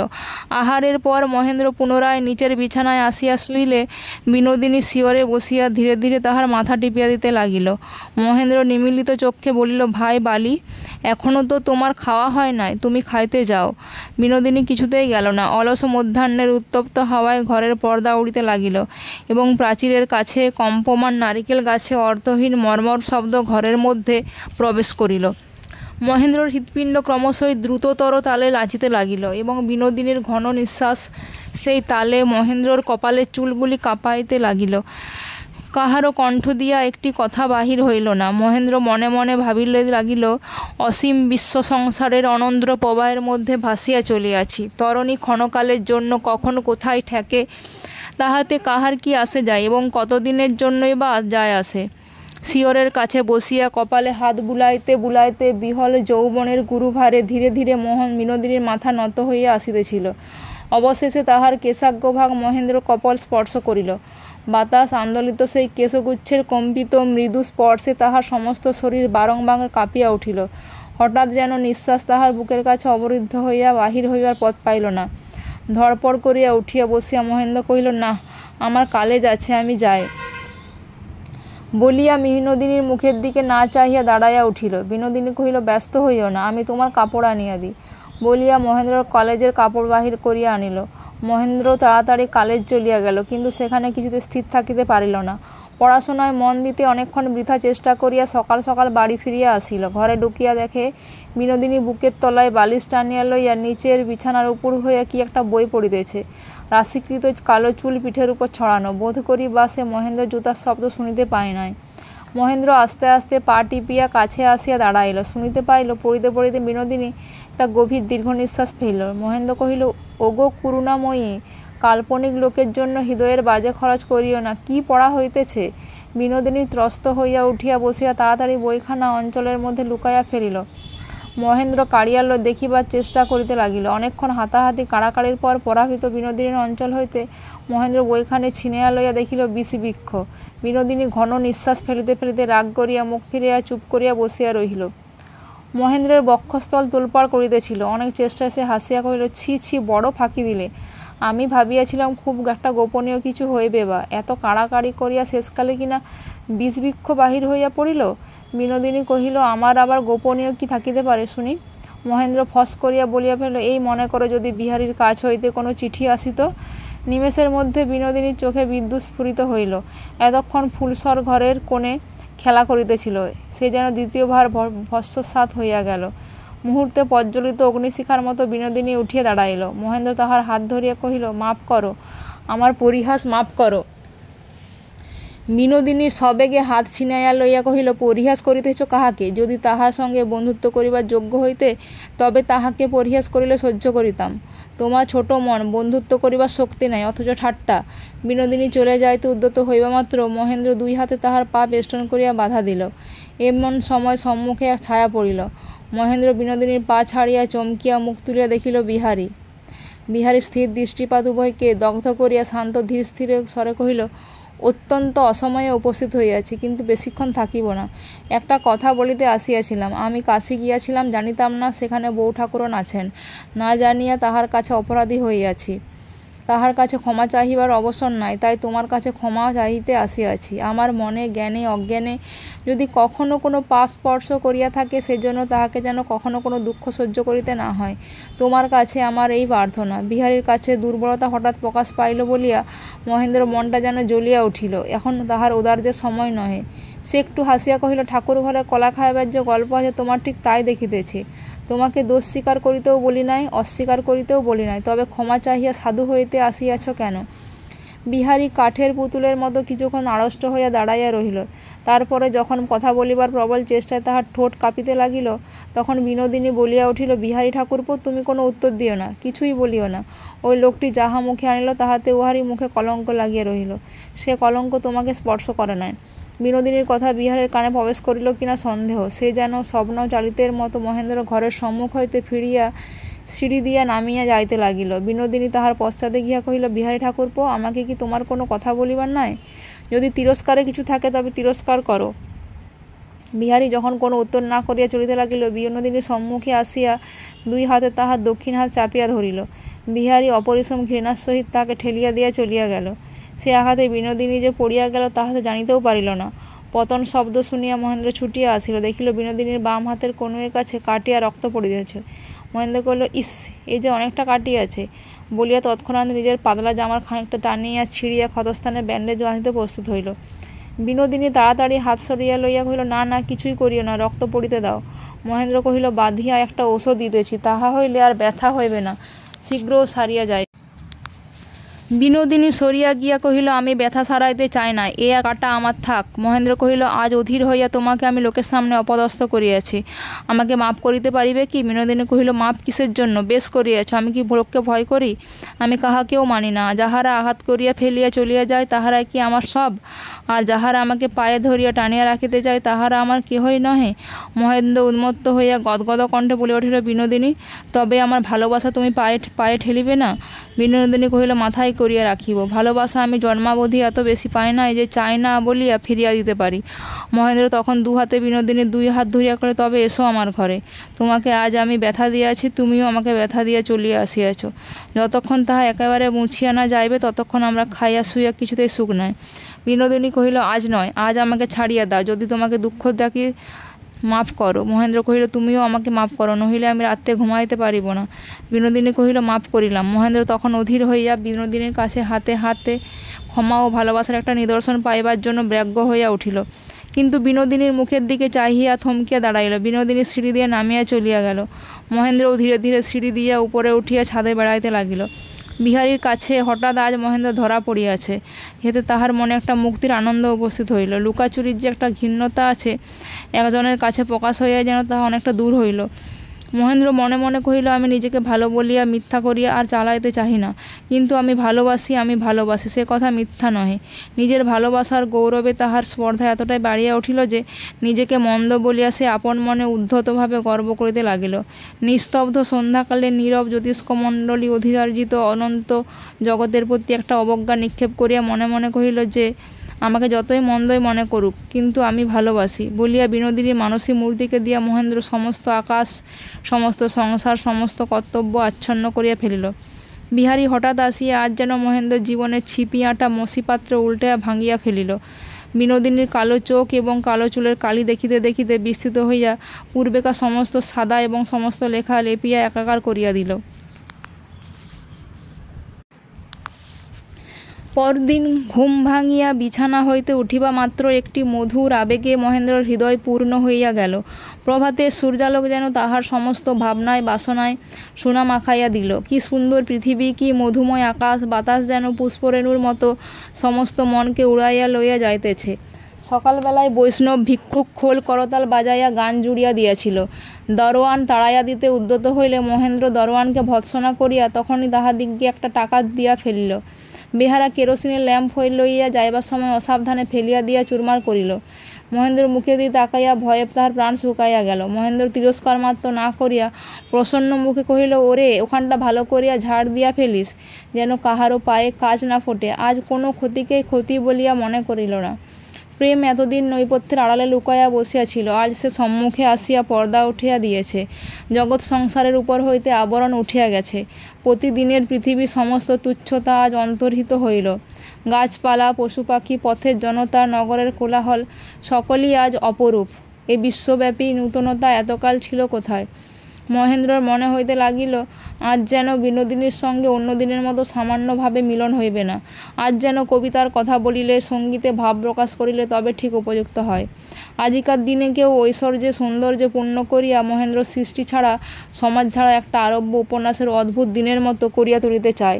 তাহা সত্য হইবে অথচ স্বপ্ন হইবে। তাহাতে সংসারের কোনো বিধিবিধান, কোনো দায়িত্ব, কোনো বাস্তবিকতা থাকিবে না। আজ সকাল হইতে মহেন্দ্র চঞ্চল হইয়া বেড়াইতে লাগিল। কলেজে যাইতে পারিল না, কারণ মিলনের লগ্নটি কখন অকস্মাৎ আবির্ভূত হইবে তাহা তো কোনো পঞ্জিকায় লেখে না।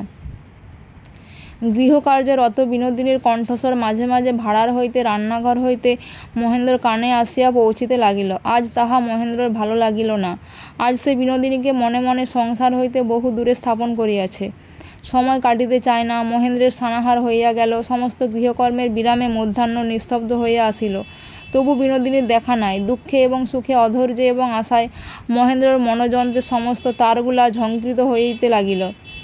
কালিকার কাড়াকাড়ি করা সেই বিশ্ববৃক্ষখানি নিচের বিছানায় পড়িয়া আছে। দেখিবা মাত্র সেই কাড়াকাড়ির স্মৃতিতে মহেন্দ্র মনে পুলকাবেশ জাগিয়া উঠিল।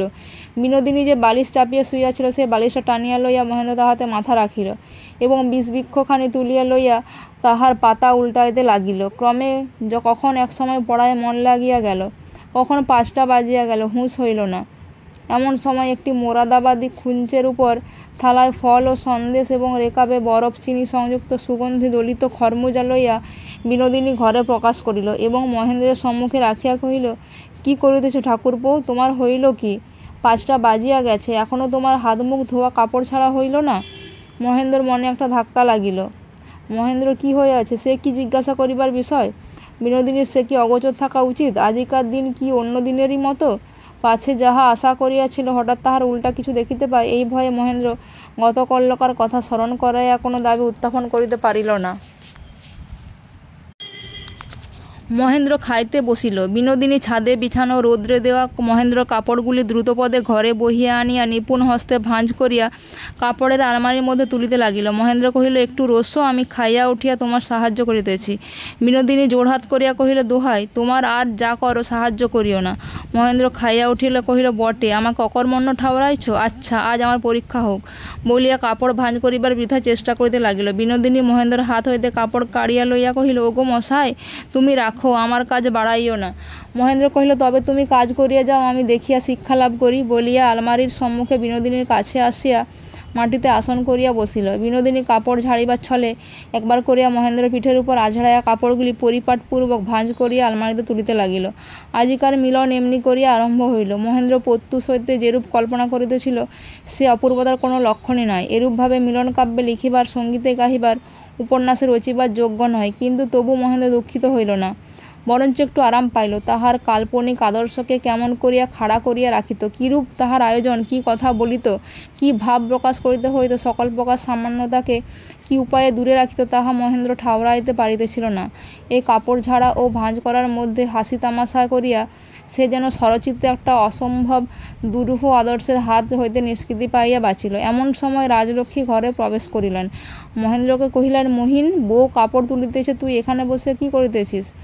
বিনোদিনী কহিল, দেখো তো পিসিমা, মিছামিছি কেবল আমার কাজে দেরি করিয়া দিতেছেন। মহেন্দ্র কহিল, বিলক্ষণ, আমিও আরও ওর কাজে সাহায্য করিতেছিলাম। রাজলক্ষ্মী বলিলেন, আমার কপাল, তুই আবার সাহায্য করিবি? জানো বউ, মহিনের বরাবর ওই রকম, চিরকাল মা খুড়ির আদর পাইয়া ও যদি কোনো কাজ নিজের হাতে করিতে পারে। এই বলিয়া মাতা পরম স্নেহে কর্মে অপটু মহেন্দ্রের প্রতি নেত্রপাত করিলেন। কেমন করিয়া এই অকর্মণ্য একান্ত মাতৃস্নেহাপেক্ষী বয়স্ক সন্তানটিকে সর্বপ্রকার আরামে রাখিতে পারিবেন, বিনোদিনীর সহিত রাজলক্ষ্মীর সে একমাত্র পরামর্শ। এই পুত্র সেবা ব্যাপারে বিনোদিনীর প্রতি নির্ভর করিয়া তিনি নিতান্ত নিশ্চিন্ত পরম সুখী। সম্প্রতি বিনোদিনীর মর্যাদা যে মহেন্দ্র বুঝিয়াছে এবং বিনোদিনীকে রাখিবার জন্য তাহার যত্ন হইয়াছে, ইহাতেও রাজলক্ষ্মী আনন্দিত। মহেন্দ্রকে শুনাইয়া তিনি কহিলেন, বউ, আজ তো তুমি মহিনের গরম কাপড় রোদে দিয়া তুলিলে, কাল মহিনের নতুন রুমালগুলি উহার নামের অক্ষর সেলাই করিয়া দিতে হইবে। তোমাকে এখানে আনিয়া অবধি যত্ন আদর করিতে পারিলাম না বাছা, কেবল খাটাইয়া মারিলাম।